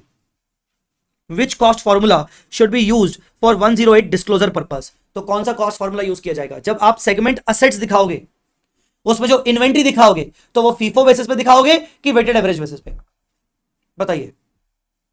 फीफो बेसिस पे दिखाओगे, क्योंकि वो सीओडीएम फीफो कंसीडर कर रहा है। जो आप रेवेन्यू और एक्सपेंस दिखा रहे हो, उसमें जो चेंजेस इन इन्वेंट्री दिखाओगे, ओपनिंग स्टॉक क्लोजिंग स्टॉक का चेंजेस इन इन्वेंट्री आता है, वो किस बेसिस पे दिखाओगे? वो आप changes in inventory FIFO basis पे दिखाओगे, वेटेड एवरेज पर नहीं दिखाओगे। ठीक है, उसका आंसर यहां पर वही लिखा हुआ है। सो गाइस, ये हो गया तुम्हारा 108 खत्म। This was 108। कुछ था ही नहीं। क्या सर बातें थी 108 में? 4 बातें थी। पहला, ऑपरेटिंग सेगमेंट क्या होता है, तो हमने उसका फॉर्मूला बना लिया। ऑपरेटिंग सेगमेंट मतलब ऐसा segment which is involve in the business activity, which is involved in the business activity, which earns revenue and incurs expenses। अब जब लिखा है which earns revenue, मतलब ये which has the capability और potential to earn revenue। अगर revenue अभी earn नहीं कर रहा है पर फ्यूचर में कर सकता है स्टार्टअप, तो भी आ जाएगा। भले चाहे फिर वो डिसकंटिन्यूड ऑपरेशन हो, भले चाहे फिर वो रिसर्च एंड डेवलपमेंट वाला हो। ठीक है। दूसरा whose operating results are regularly reviewed by CODM। जिसके ऑपरेटिंग रिजल्ट्स मतलब profits, losses, revenues regularly CODM review करता है। और तीसरा, जिसका डिस्क्रीट फाइनेंशियल इंफॉर्मेशन अवेलेबल हो, asset, liability, income, expense available हो। क्या क्या ऑपरेटिंग सेगमेंट में नहीं आएंगे? हेडक्वार्टर्स नहीं आएगा और एम्प्लॉय बेनिफिट प्लान्स नहीं आएंगे। फिर उसके बाद सीओडीएम मतलब सिंगल एंटिटी, सिंगल पर्सन भी हो सकता है, ग्रुप ऑफ पर्सन भी हो सकते हैं। ठीक है। फिर एग्रीगेशन पढ़ा। सिमिलर ऑपरेटिंग सेगमेंट्स को एग्रीगेट करके सिंगल सेगमेंट बनाया जा सकता है अगर उनका सिमिलर इकोनॉमिक कैरेक्टरिस्टिक है, प्रॉफिट मार्जिन सिमिलर है और इनमें से कुछ ना कुछ सिमिलरिटी है। Nature of production services, nature of production process, methods used to distribute the goods and services, class of customers, regulatory environment. अगर सिमिलर है तो फिर आप उनको मर्ज करके सिंगल सेगमेंट बना सकते हो। फिर हमने देखा किसको किसको रिपोर्ट करना है, कौन से सेगमेंट्स रिपोर्ट होंगे ऑपरेटिंग में से। रेवेन्यू वाइज 10% और more of the combined revenue, इसमें एक्सटर्नल इंटरनल। असेट वाइज 10% और more of the combined asset, अगर उसकी असेट 10% और more of the combined asset है। या तीसरा, रिजल्ट वाइज प्रॉफिट या loss should be the 10% or more of the combined result। combined result is the higher of total profits of segment वाले, profitable segment वाले, total losses of loss making segment वाले, whichever is higher। ठीक है। फिर उसके बाद 75% criteria, reportable segments का minimum external revenue 75% होना चाहिए, रिपोर्ट होना चाहिए। अगर वो नहीं हो रहा तो वो रिपोर्ट करने के लिए आपको एडिशनल सेगमेंट्स जो वाले क्वालिफाई नहीं हुए हैं उनको भी लेना पड़ेगा टू मेक देम 75%। मैनेजमेंट की चॉइस के अकॉर्डिंग भी आप सेगमेंट्स को रिपोर्ट कर सकते हो, कोई दिक्कत नहीं है। आपको तो मिनिमम इतने करनी है, पर उसके ऊपर आप जितने करना चाहते हो कर सकते हो। ठीक है। जो सेगमेंट्स को आप रिपोर्ट नहीं करोगे उनका एक कॉमन कॉलम बनाओगे जिसको आप बोलोगे अदर सेगमेंट्स। ठीक है। जब आप सेगमेंट रिपोर्ट बनाओगे तो उसमें आपको 4 मेजर हेडिंग्स दिखानी है। सेगमेंट का प्रॉफिट लॉस, सेगमेंट की एसेट लायबिलिटीज, सेगमेंट की अदर इंफॉर्मेशन, सेगमेंट की ज्योग्राफिकल इंफॉर्मेशन। प्रॉफिट लॉस के अंदर आप रेवेन्यूज अलग दिखाओगे, रेवेन्यूज की बात आती है तो इंटर सेगमेंट अलग दिखाओगे, एक्सपोर्ट अलग दिखाओगे, डोमेस्टिक अलग दिखाओगे, जीएसटी माइनस करके नेट आ जाएगा रेवेन्यू। फिर अदर ऑपरेटिंग इनकम्स आ जाएंगे, उसमें से एक्सपेंसेस जो सेगमेंट वाइज आ रही है वो दिखा दो, अनअलोकेटेड डायरेक्टली टोटल में दिखा दो, प्रॉफिट आ जाएगा। फिर एक्सपेंस, इंटरेस्ट और फाइनेंस कॉस्ट जो भी होगी वो अलग डायरेक्टली दिखा दो टोटल में, टैक्सेस डायरेक्टली दिखा दो और आपका प्रॉफिट आ जाएगा। असेट्स में जो सेगमेंट असेट दिख रही है वो दिखा दो और जो अनअलोकेटेड है वो डायरेक्टली दिखा दो टोटल में। लाइब्रेरीज में भी सेम डायरेक्टली दिखा दो टोटल में अगर अनअलोकेटेड है, और सेगमेंट वाइज दो अलग अलग, ईच एंड एवरी सेगमेंट का दिखा दो। Share capital, reserves and surplus हमेशा टोटल में आ जाएगा। अदर इंफॉर्मेशन के अंदर कैपिटल एक्सपेंडिचर और डेप्रिसिएशन और अमोर्टाइजेशन। ज्योग्राफिकल इंफॉर्मेशन के अंदर भी रेवेन्यू ज्योग्राफिकल वाइज, डोमेस्टिक अलग, एक्सपोर्ट अलग, कंट्री वाइज, और क्या बोलते हैं असेट भी ऐसे और कैपिटल एक्सपेंडिचर ऐसे। That's it. मेजरमेंट बेसिस किसका लेंगे? फाइनेंशियल स्टेटमेंट्स वाला, इंडेस वाला नहीं, सीओडीएम वाला लेंगे। उसके लिए अगर जरूरत पड़ी तो रिकंसिलेशन बनेगा। That's it. हो गया आपका 108 डन बेटा। अब हम क्या करने वाले हैं? अब हम करने वाले हैं इसके क्वेश्चंस। शुरू करें।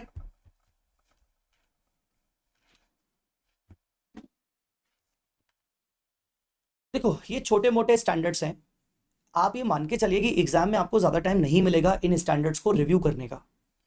तो जो भी पढ़ रहे हो अभी के अभी ऐसा पढ़ लो कि बाद में जरूरत नहीं भी पड़ी तो चलता, ठीक है। हालांकि नोट्स इतने अच्छे बना के दिए हैं कि 3-4 पेजेस में कवर हो गया, तो मतलब आपको सिर्फ हार्डली आधा घंटा लगेगा एक ओवरव्यू करने में। उतना भी काफी है। अब जब क्वेश्चन पे आ रहे हैं तो क्वेश्चन में जो जो बातें तुम्हें लगे पढ़ते वक्त, मैं तुम्हें लिमिटेड क्वेश्चंस करवा लूंगा अभी, बाकी क्वेश्चन जब तुम करोगे तो जो जो बातें तुम्हें करें, सिर्फ तुम्हें 1 घंटा निकालना है सेल्फ रीडिंग के लिए, सिर्फ 1 घंटा, 1 घंटे से ज्यादा नहीं लगेगा इस 108 में। तो सेल्फ रीडिंग के लिए 1 घंटा निकालना है, जो क्वेश्चंस तुम्हें खुद से करने, उनमें जो जो तुम्हें बातें समझ में आ रही है कि हाँ यार ये चीज इंपॉर्टेंट थी, उसको किताब की समरी में डाल देना, अलग से मत डालना, इतना टाइम नहीं होता अलग से उसको देखने में, उसको किताब की समरी में ही 1 पेज ऐड करके डाल देना। तो आ जाइए, इसमें आपको दिखने में तो 5 कैटेगरीज दिख रही है, पर बहुत कम कम क्वेश्चंस हैं हर कैटेगरी में। सीरीज 100 आइडेंटिफाई ऑपरेटिंग सेगमेंट, तो पहली वाली सीरीज में जो क्वेश्चंस है हमारे, पहली वाली जो सीरीज है उसमें जो क्वेश्चंस है हमारे वो क्या है, identifying operating segments, identifying operating segments, ऐसे क्वेश्चंस जहां पर हमें सेगमेंट्स आइडेंटिफाई करने पड़ेंगे कि कौन कौन सा ऑपरेटिंग है। तो पहला वाला क्वेश्चन अभी हेल्थ केयर और फूड ग्रोसरी वाला मैंने आपको एग्जांपल में करवाया था, ये हमारा ऑलरेडी हो गया। तो आओ एक आध क्वेश्चन में आपको और करवा देता हूं, एक आध क्वेश्चन में आपको और करवाता हूं, which could be question number 2। आ जाओ क्वेश्चन नंबर 2 पे। CEO along with the other board members do a review of financial information about various businesses segment and take decision on the basis of discrete information available for these segments and are correctly identified as chief operating decision maker. Review of only revenue information is done for decision making about those segments. As per CODM, many segments require minimum cost due to centralization of cost. Whether review of only revenue related information is sufficient for these segments to be considered as operating segments. देखो operating segment में हमने क्या पढ़ा था, हमने पढ़ा था कोई भी सेगमेंट को ऑपरेटिंग तब माना जाएगा जब उसके ऑपरेटिंग रिजल्ट्स मतलब प्रॉफिट्स लॉसेस को CODM रिव्यू करे। क्वेश्चन क्या बोल रहा है, क्वेश्चन बोल रहा है कि वो ऑपरेटिंग रिजल्ट को रिव्यू नहीं कर रहा है, वो डायरेक्टली रेवेन्यू को रिव्यू कर रहा है। Review of only revenue information is done for the decision making. कुछ सेगमेंट्स, अबाउट दो सेगमेंट्स, कुछ सेगमेंट्स का वो रेवेन्यू देख लेते हैं, बस डिसीजन मेकिंग कर लेते हैं, उनको रिजल्ट से मतलब नहीं होता। क्यों? क्योंकि उनके अंदर बहुत ही मिनिमम खर्चे होते हैं। Many segments require minimal cost due to centralisation of cost. बहुत सारे खर्चे क्या है, अभी ना कंपनी में सपोज सेंट्रलाइज हो गए उस पर्टिकुलर कंपनी में, तो सेगमेंट वाइज बहुत ही नॉमिनल खर्चे हैं। तो CODM क्या कर रहा है, CODM ऑपरेटिंग रिजल्ट्स को रिव्यू नहीं कर रहा है, CODM डायरेक्टली रेवेन्यू को रिव्यू कर रहा है। तो क्या रेवेन्यू को रिव्यू कर रहा है, तो यह क्या सही है? ऑपरेटिंग सेगमेंट आइडेंटिफाई करने में क्या हम रेवेन्यू को भी अगर वो रिव्यू कर रहा है तो क्या इस बात को कंसीडर करना चाहिए? The answer is yes. मैंने यहां पर लिखवाया है समटाइम्स रेवेन्यूज, मोस्टली वो ऑपरेटिंग रिजल्ट्स को रिव्यू करे, पर समटाइम्स रेवेन्यू। कब? जब सेगमेंट वाइज एक्सपेंसेस ना के बराबर है, मिनिमम कॉस्ट है। तो मिनिमम कॉस्ट के चक्कर में हम रिजल्ट्स को ना देखकर हम डायरेक्टली रेवेन्यू को भी अगर रिव्यू कर रहे हैं तो भी चलता। कुछ आया समझ में कि नहीं? ये सारे क्वेश्चन क्या तुम्हारे एग्जाम में लिखने को आएंगे? ना बाबा ना, तुम्हें MCQ पॉइंट ऑफ व्यू से ज्यादा ध्यान रखना है, इसीलिए उनके कीवर्ड्स को मैंने यहां पर कोशिश करिए आइडेंटिफाई करके पहले से ही लिख दो। तुम जैसे पढ़ोगे तुम्हें और नए कीवर्ड्स मिलेंगे, तुम उनको नोट कर लेना, ठीक है? तो वो बोल रहा है कि क्या ऑपरेटिंग सेगमेंट के लिए सिर्फ रेवेन्यू को भी रिव्यू करना कंसिडर किया जा सकता है? The answer is yes. Many entities would consider the decision making for segments on the basis of revenue growth, especially the one aggressively trying to build a market share. Common examples would be business into technology sector, those creating or launching the new product from time to time. For them, the decision making for different regional segments would need revenue growth. तो ये बताना चाह रहा है कि क्या revenue review करना गलत है क्या? नहीं, वो बोल रहा है बहुत सारी ऐसी कंपनीज है जो रेवेन्यू ग्रोथ के बेसिस पर अपना डिसीजन मेकिंग करती है। टेक्नोलॉजिकल बेसिस पर कुछ कंपनीज होती हैं वगैरह वगैरह, उनको रिजल्ट से मतलब नहीं होता, रेवेन्यू से मतलब होता है। The logic given by CODM is that since many segments require minimum cost due to centralization, therefore revenue only data is a fair representation. In the above case, review of the information which is based only on revenue data may be appropriate to consider that the segment meets the definition of operating segment. जो point important है उनको मैंने already highlight किया हुआ है question के अंदर भी और आंसर के अंदर भी। ये आपको काम पेपर नंबर 6 में भी आएगा। पेपर नंबर 6 में अगर ये किताब लेके जा सकते हो तो लेके जाना, तो उसमें आपको काम आएगा कि आपको हाईलाइटिंग देख, ये जो बोल्ड इंफॉर्मेशन है उससे आपको शायद समझ में आ जाए। और एग्जाम में आपको ये वाला इंडेक्स बहुत काम आएगा कि आपका वो क्वेश्चन आया तो क्वेश्चन जिस पे आया है तो आपको आइडेंटिफाई करने में काम आएगा कि मेरा क्वेश्चन मैं कहां से देख सकता हूं, मैं कहां से ओपन बुक करके मैं देख सकता हूं कि मेरा क्वेश्चन कौन से कैटेगरी में फॉलो हो रहा है। ठीक है, तो यस, तो रेवेन्यू अप्रोप्रिएट है, रेवेन्यू को रिव्यू करना इज अप्रोप्रिएट थिंग। ठीक है, बोलो बच्चों, डन। इसी तरीके से बाकी क्वेश्चंस, तुम ये 2 क्वेश्चन है छोटे छोटे, इनमें से एक क्यूआर है, एक ऐसे क्वेश्चन कर लेना। नेक्स्ट पे आते हैं, नेक्स्ट कौन सी कैटेगरी है, एग्रीगेशन ऑफ सिमिलर सेगमेंट्स। अब सिमिलर सेगमेंट्स को एग्रीगेट करने के लिए वही सिमिलर इकोनॉमिक कैरेक्टरिस्टिक्स और nature of goods and services, production process, regulatory environment, type of customers, methods use to distribute the goods and service, ये सब। तो आ जाओ। X limited is engage in the business of manufacturing and selling papers. Variety of papers like, एक होता है adhesive paper, एक होता है एंटी रस्ट पेपर, एक होता है एंटीक पेपर, एक होता है art paper, are manufactured and sold by X. Should X classify these papers into a different segment? क्या उसको वो डिफरेंट सेगमेंट में क्लासिफाई करेगा? ये सब अलग अलग कैटेगरी ऑफ पेपर्स हैं। क्या अलग अलग कैटेगरी ऑफ पेपर्स हैं तो वो क्या अलग अलग कैटेगरी में करेगा कि इसको वो एक ही कैटेगरी में कर सकता है, एक ही सेगमेंट बना सकता है? तो बेटा पेपर तो पेपर है, अगर इन सबका प्रोडक्शन प्रोसेस सिमिलर है, ठीक है ना, प्रोडक्शन प्रोसेस सिमिलर है तो वो एक ही कर सकता है। तो आप इसमें ना थोड़ा डिप्लोमेटिक आंसर कर सकते हो अगर डिस्क्रिप्टिव में आया कि if the nature of production process is similar with similar economic characteristics, then they can be treated as a single segment, otherwise could be a different segment, that is। तो ये diplomatic answer में भी आ सकता है। तो ये देखो क्या बोल रहा है, 2 और मोर ऑपरेटिंग सेगमेंट्स। ये तो पहले उसने डेफिनेशन दे दी कि कोई भी 2 या 2 से ज्यादा ऑपरेटिंग सेगमेंट्स को मर्ज करके सिंगल सेगमेंट बनाया जाता है अगर सिमिलर इकोनॉमिक कैरेक्टरिस्टिक्स हो, साथ साथ nature of products, production process, type of customer, method used to distribute the goods and regulatory environment, इनमें से कुछ ना कुछ सेम हो। यहां बोल रहा है एक्स लिमिटेड के केस में if all factor such as, अब देखो इफ लिख दिया मतलब अगेन डिप्लोमेटिक आंसर इसने भी लिख दिया कि सारे फैक्टर अगर सेम हो रहे हैं, नेचर ऑफ प्रोडक्ट और प्रोडक्शन प्रोसेस सेम है, टाइप ऑफ कस्टमर सेम है, तो आप there is no need to create a different segment. अब क्या इसने भी कोई ढंग का आंसर दिया? नहीं, डिप्लोमेटिक ही दिया कि अगर ये सब सिमिलर हो रहे हैं तो आप भी इनको मर्ज कर दो। आया समझ में? बट मैं आपको बोलूंगा ये सब्जेक्टिव आंसर है, जरूरी नहीं कि एक्चुअल रियल लाइफ में ऐसा होता हो सकता है रियल लाइफ में कोई कंपनी बोलती है कि नहीं भाई ये सारे प्रोडक्ट हमारे डिफरेंट डिफरेंट है, सभी को हमें अलग तरीके से मैन्युफैक्चर करना पड़ता है, हमारा क्लास ऑफ कस्टमर अलग अलग है, मार्जिन अलग अलग है, बहुत सारी चीजें होती हैं यार। तो वो डिपेंड करता है, रेगुलेटरी एनवायरनमेंट तो आ ही नहीं रहा। ठीक है, क्यूआर वाले बेटा कर लेना, बाकी क्वेश्चन 2 ही क्वेश्चन है, क्यूआर वाले एक बार पढ़ लेना। मैं आपको कह रहा हूं ना, मेरा लेक्चर देखने के बाद आपको हार्डली 1 घंटा लगेगा क्वेश्चंस को रिव्यू करने में। क्यूआर नहीं भी हो तो आप खुद से एक बार रिव्यू कर लो, अगर कुछ चीज नहीं जम रही तो क्यूआर से देख लो और आप अपनी समरी बना लो। हार्डली 1 घंटा आपको बस देना है मेरे लेक्चर के बाद। ठीक है, चलिए क्वांटिटेटिव थ्रेशोल्ड्स पे चलते हैं, क्वांटिटेटिव थ्रेशोल्ड्स में चलते हैं। कोई क्वेश्चन जो बिना क्यूआर वाला हो विल कंसीडर, सारे क्वेश्चंस क्यूआर वाले हैं। 305 पे आ जाओ सबसे पहले, RTP may 23 305। XYZ has 8 segments, namely A, B, C, D, E, F, G, H. The information regarding respective segments for the year ended 31st March 11 are as follows. External, internal, total, results or assets. Identify which of the above segment out of A to H would be considered as reportable segment of XYZ for the year ended 31st March. आइए इसको करते हैं, करें इसको। तो सबसे पहले अपन चलते हैं रेवेन्यू वाइज। तो रेवेन्यू वाइज हमें थ्रेशोल्ड 10% वाली थ्रेशोल्ड में रेवेन्यू क्या चाहिए होता है? एक्सटर्नल इंटरनल दोनों। तो भाई सबका मिलाकर कितना है एक बार टोटल करना, तो 100, 315, 45, 15, 15, 50, 25, 35 करो जल्दी।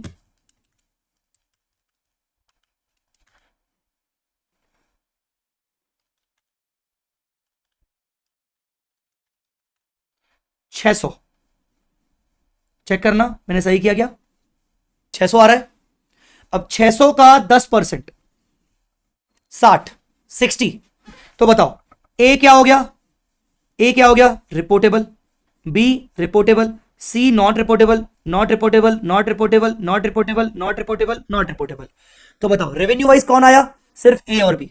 तो देखो उसने क्राइटेरिया 1 को किया और यहां पर ए और बी रिपोर्टेबल आए, ए और बी रिपोर्टेबल है, परसेंटेज के हिसाब से उसने कर दिया कि भाई 10% उससे ज्यादा है।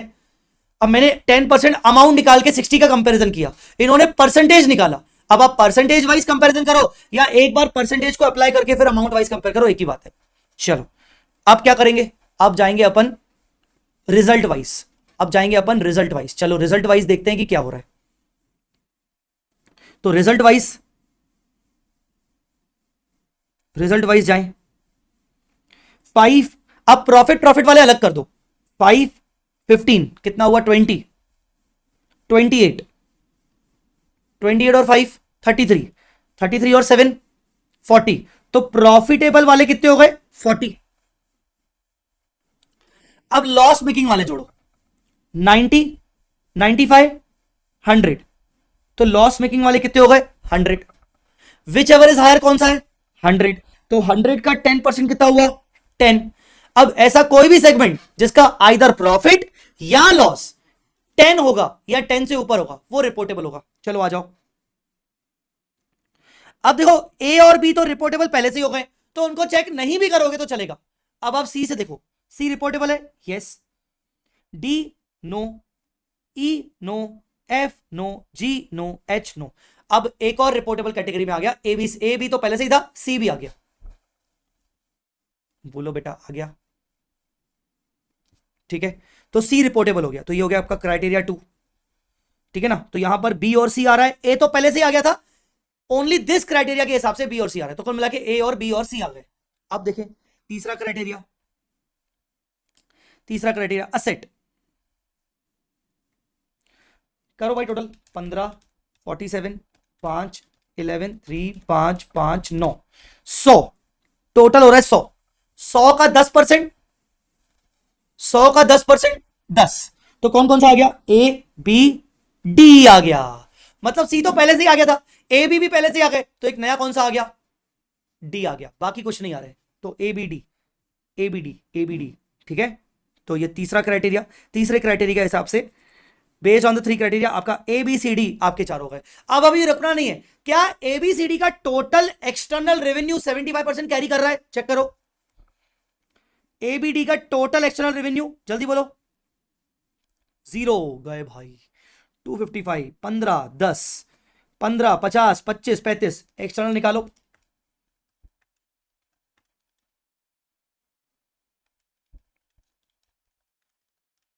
$405 चेक करना, एक्सटर्नल 405 आया।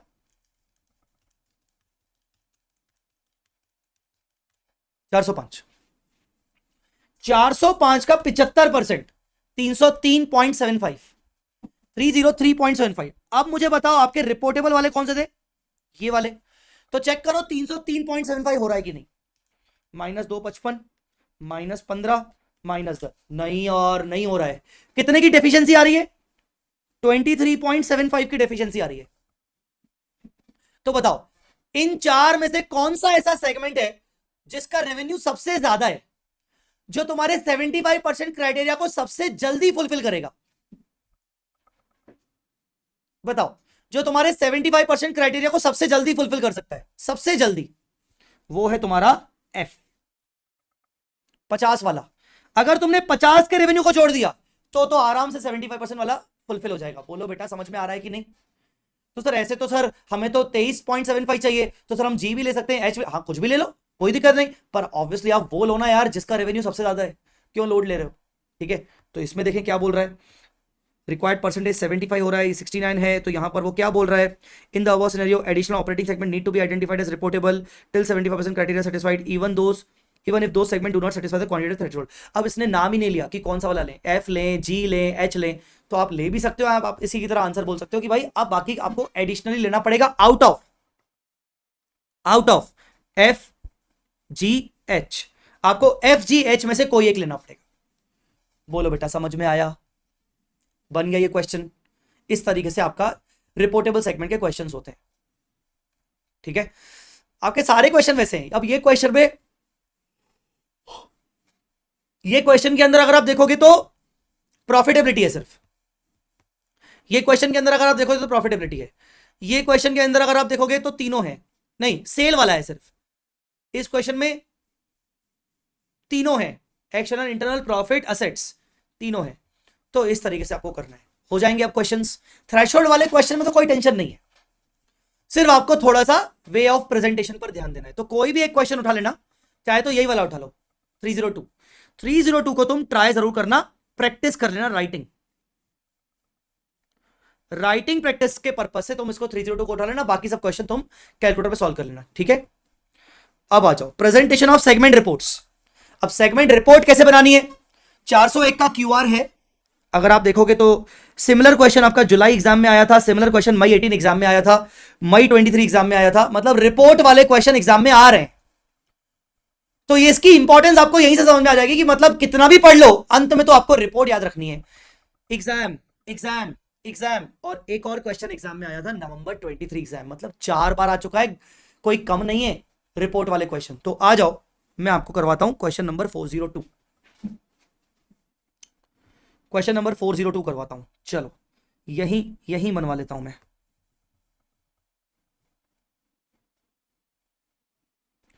है ना। सेगमेंट रिपोर्ट किस कंपनी की बन रही है, हाईमंड लिमिटेड। तो क्या बोलेंगे अपन,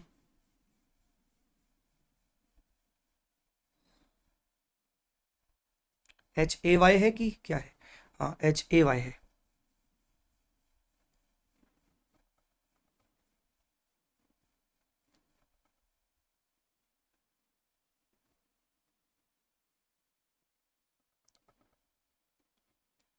फॉर द ईयर एंडेड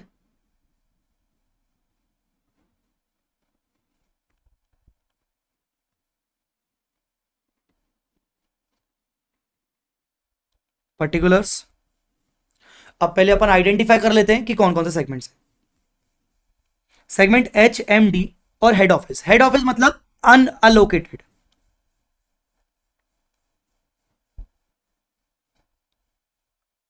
या इसको तुम अदर में बोल सकते हो अदर।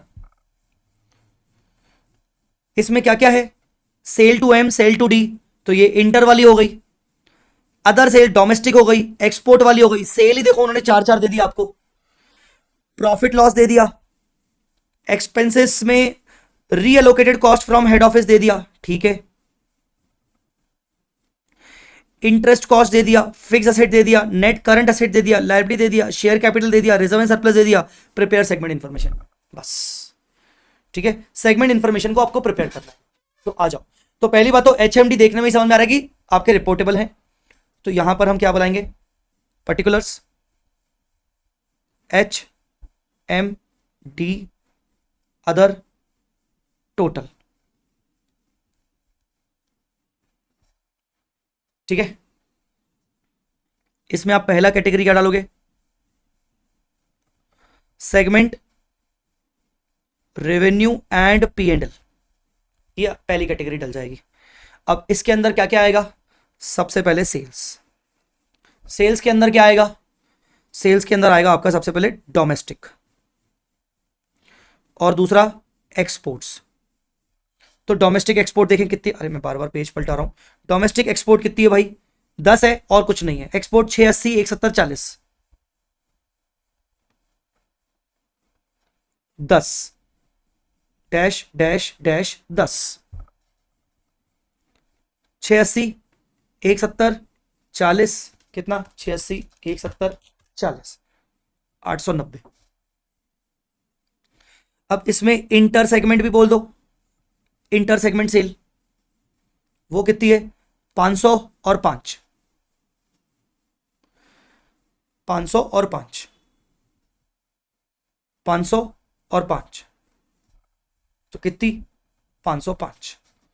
अब आप टोटल कर दो, सबसे पहले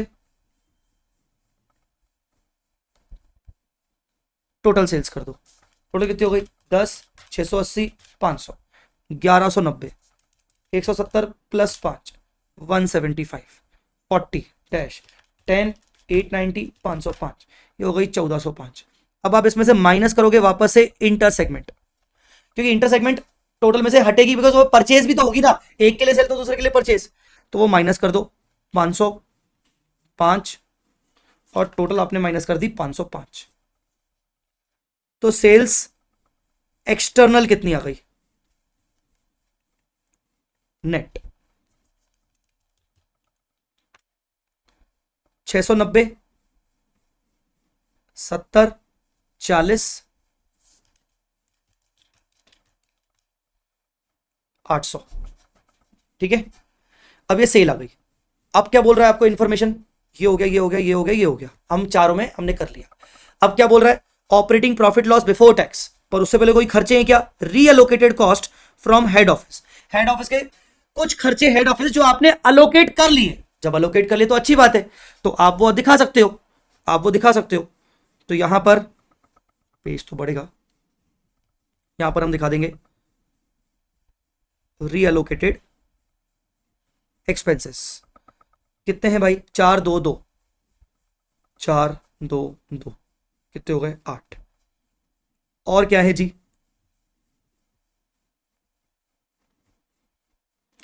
profit loss before tax segment का प्रॉफिट लॉस 30 5 8।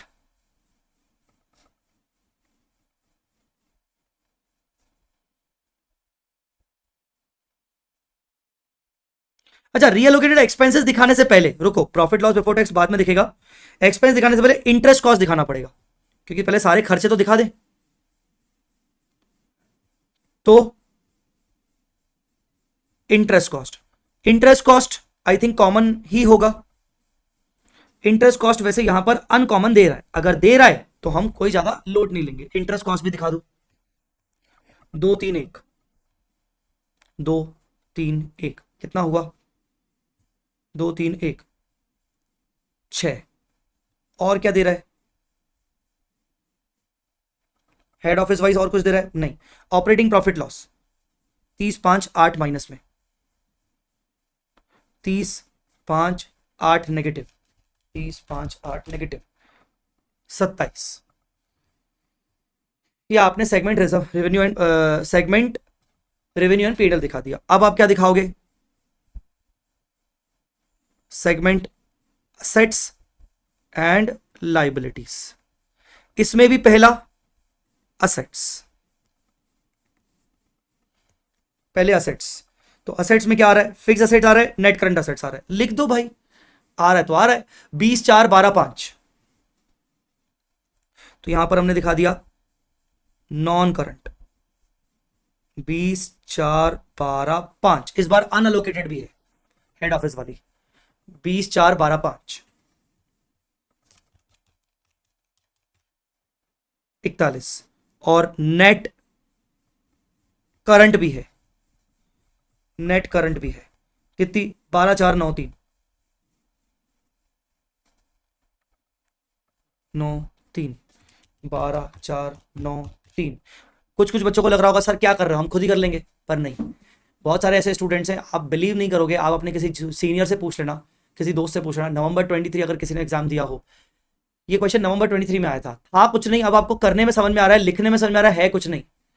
अगर मैं आपको ये लिखवाता नहीं ना, मैं आपको बोलता खुद ही कर लो। आप इतने लेजी हो और आपके पास इतना और बाकी काम है कि आप खुद से नहीं करोगे ट्राई, और खुद से नहीं करोगे ना तो एग्जाम में अगर यही क्वेश्चन रिपीट हुआ तो आपको लगेगा अरे यार मैं देख के क्यों नहीं आया, जबकि इतना इजी। आप सीनियर से पूछ लेना, नवंबर 23 एग्जाम में आया था, बहुत सारे ऐसे बच्चे थे जो बोल रहे थे अरे यार सेगमेंट वाला क्वेश्चन देख के क्यों नहीं आया, मैं रिपोर्ट का फॉर्मेट देख के क्यों नहीं आया।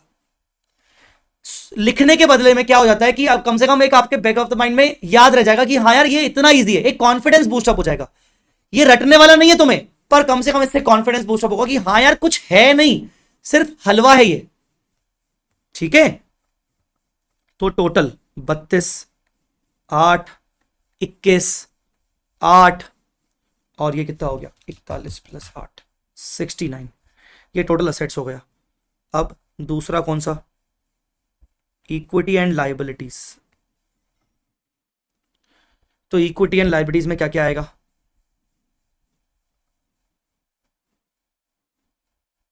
सिर्फ लाइबिलिटी 2 1 12 2। कौन सी लाइबिलिटी बोली अपन ने, ये लॉन्ग टर्म लाइबिलिटीज। तो हम यहां दिखा देंगे नॉन करंट 2 1 12 2, तो 3 3 और 2 5 5 17। इसके अलावा शेयर कैपिटल, शेयर कैपिटल तुम्हारा कहां जाएगा, सीधा टोटल वाले कॉलम में जाएगा, 40, reserve and surplus 12। 40, reserve and surplus 12। Sir ये टैली होगा? अरे नहीं नहीं, टैली थोड़ी होगा ये भाई, टैली मत करना कि ये टैली होगा बैलेंस शीट की तरह।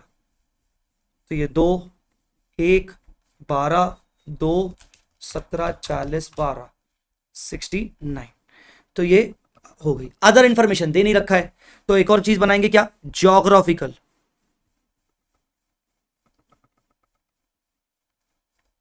ज्योग्राफिकल इंफॉर्मेशन, ज्योग्राफिकल इंफॉर्मेशन में आप क्या बनाओगे, यहां दिखाओगे आप डोमेस्टिक, यहां आप दिखाओगे एक्सपोर्ट्स, यहां दिखाओगे टोटल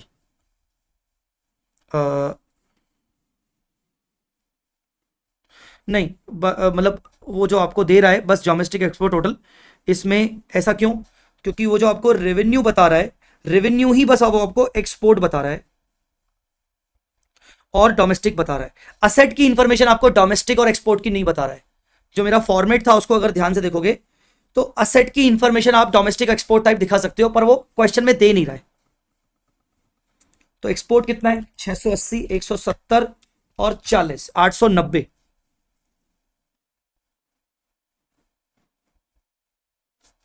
छह सौ अस्सी, 170 और 40, 890, 890।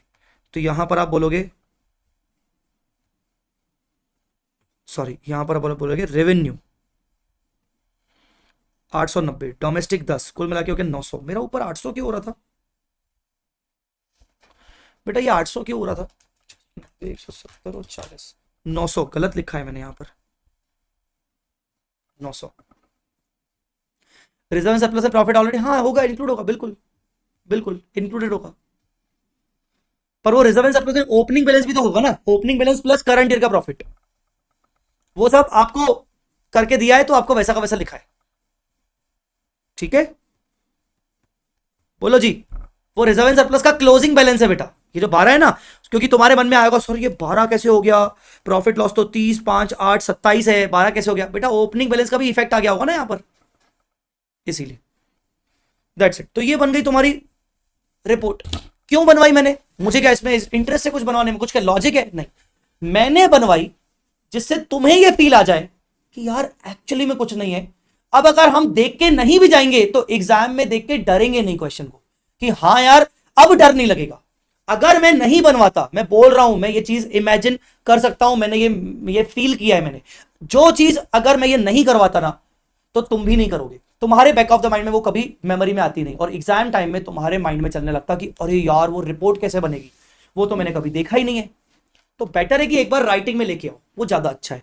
तुम्हारी मर्जी है, तुम राइटिंग में एक और क्वेश्चन लेके आ सकते हो, 400 नंबर राइटिंग में लेके आ सकते हो, तुम्हारे ऊपर है। इसमें टैक्स की इंफॉर्मेशन है, अदर ऑपरेटिंग इंफॉर्मेशन भी है, अनअलोकेटेड लाइबिलिटीज और reserves and surplus share capital भी दे रखा है, इन्वेस्टमेंट्स भी हैं, इसमें कुछ एक्स्ट्रा चीजें देख लो, एक बार कर लेना, प्रॉब्लम क्या है, टेंशन नहीं है।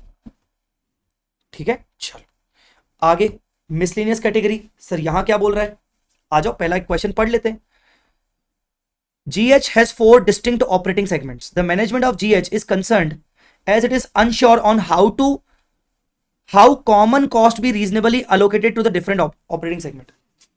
कुछ खर्चे कॉमन होते हैं, उनको अलोकेट करना पड़ता है। अभी करवाया देखो, रीअलोकेटेड एक्सपेंसेस। तो कुछ खर्चे कॉमन होते हैं सभी सेगमेंट्स के लिए, तो उसको अलोकेट करना होता है। तो अलोकेट किस बेसिस पे किया जाए, सेल्स के बेसिस पे, प्रॉफिट के बेसिस पर, किस बेसिस पे अलोकेट किया जाए। तो वो कंपनी बोल रहा है, वो कंपनी बोल रही है कि कुछ खर्चे जिनको हमें अलोकेट करना है। They intend to allocate the management charges, interest cost, cost of management properties, management of properties and pension cost. उनको ये 4 खर्चे अलोकेट करने हैं। कौन कौन सा, मैनेजमेंट चार्जेस, मैनेजमेंट चार्जेस मतलब डायरेक्टर रेम्यूनरेशन और मैनेजमेंट चार्जेस, मैनेजमेंट को जो पैसा खर्चा हुआ, इंटरेस्ट कॉस्ट, उसके बाद मैनेजमेंट ऑफ प्रॉपर्टीज, प्रॉपर्टी का मैनेजमेंट जैसे रेंट वगैरह हो गया, प्रॉपर्टी टैक्सेस हो गए वो सब, और पेंशन कॉस्ट। तो किस बेसिस पे एलोकेट करोगे, देखो बेटा उल्टा चलते हैं। पेंशन कॉस्ट, पेंशन कॉस्ट किस बेसिस पे एलोकेट करोगे, हर सेगमेंट पे आपके कितने कितने इंप्लॉइज हैं, या हर सेगमेंट वाइज आपका सैलरी का खर्चा कितना है, तो आप पेंशन कॉस्ट को किस बेसिस पे करोगे, सैलरी कॉस्ट के बेसिस पे करोगे एलोकेट, या नंबर ऑफ इंप्लॉइज के हिसाब से एलोकेट करोगे, हर सेगमेंट में कितने कितने नंबर ऑफ इंप्लॉइज है, 2 बेसिस हो गए। दूसरा management of properties, property management, rent हो गया आपका, या प्रॉपर्टी टैक्सेस हो गए, तो कैसे करोगे, हर सेगमेंट में आपकी कितनी कितनी प्रॉपर्टी है। सर एक ही प्रॉपर्टी हर सेगमेंट में यूज हो रही है, तो आपका यूटिलिटी वो प्रॉपर्टी सेगमेंट 1 कितनी यूज कर रहा है, सेगमेंट 2 कितनी यूज कर रहा है, तो या तो value of property of each and every segment, तो उसमें आप डिफाइन कर दो, उसमें आप अलोकेट कर दो। हाँ, तीसरा क्या है, interest cost of internal funding. Interest cost को कैसे अलोकेट करोगे, आप देखोगे कि सेगमेंट 1 में कितना लोन यूज हुआ है, सेगमेंट 2 में कितना लोन यूज हुआ है, सेगमेंट 3 में कितना लोन यूज हुआ है, सेगमेंट 4 में कितना लोन यूज हुआ है, तो जितना जितना लोन यूज हुआ है इंटरेस्ट कॉस्ट को उस हिसाब से डिवाइड कर दो यूटिलिटी के हिसाब से। लास्ट क्या बचा, मैनेजमेंट चार्जेस। ये मैनेजमेंट चार्जेस क्या होते हैं, director remuneration, management charges, internal जो भी मैनेजमेंट के ऊपर खर्चे हुए, किसके बेसिस पे करोगे, किसी का कुछ नहीं तो रेवेन्यू सबसे बेस्ट ऑप्शन, तो रेवेन्यू का अलोकेशन कर लो। रेवेन्यू का नहीं कर सकते हो तो जो भी रीजनेबल बेसिस हो वो लिख दो कि रीजनेबल बेसिस ऐसा। तो क्या बोल रहा है मैनेजमेंट चार्जेस का, क्या बोल रहा है, based on net assets invested या फिर रेवेन्यू अर्न्ड। अब इसने नेट असेट इन्वेस्ट कर लिख दिया तो आप याद रख लेना। इंटरेस्ट कॉस्ट क्या बोल रहा है, allocated on the basis of actual usage and time, कितना कितना अमाउंट कहां कहां यूज हुआ। मैनेजमेंट ऑफ प्रॉपर्टीज तो प्रॉपर्टी का वैल्यूएशन, पेंशन कॉस्ट तो सैलरी, ये बोल रहा है इस बेसिस पे अलोकेट कर देंगे। ये क्वेश्चन तुम लोग ट्राई कर देना। हो गया खत्म, यहां पर हो गया खत्म। हटा साले को, क्या चैप्टर है, हाँ हटा साले को, हटा साले को। 108 खत्म, डन। ठीक है, एनी डाउट यू हैव, कोई भी डाउट बच्चों बोलिए।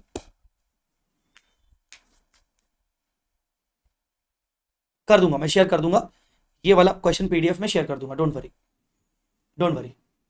एएस से सिंपल है, ऑब्वियसली बहुत सिंपल है, बहुत सिंपल है। सिर्फ आपको आधे घंटे की रीडिंग लगेगी एग्जाम टाइम में, और अभी अगर हो सके लेक्चर आपका खत्म हो गया, हो सके तो इस क्वेश्चन बैंक की बचे हुए क्वेश्चंस की 1 घंटे की रीडिंग लगेगी, वहां से हो सकता है कुछ 4-5 पॉइंट्स आपको नए मिल जाए जो आप अपने इस वाले नोट्स में डाल देना। दैट्स ऑल, और कुछ करना ही नहीं। एनीवेज गाइस, अभी के लिए इतना ही। थैंक यू सो मच, मिलते हैं कल की क्लास में विद द न्यू टॉपिक। ठीक है, चलो bye bye, take care, love you all.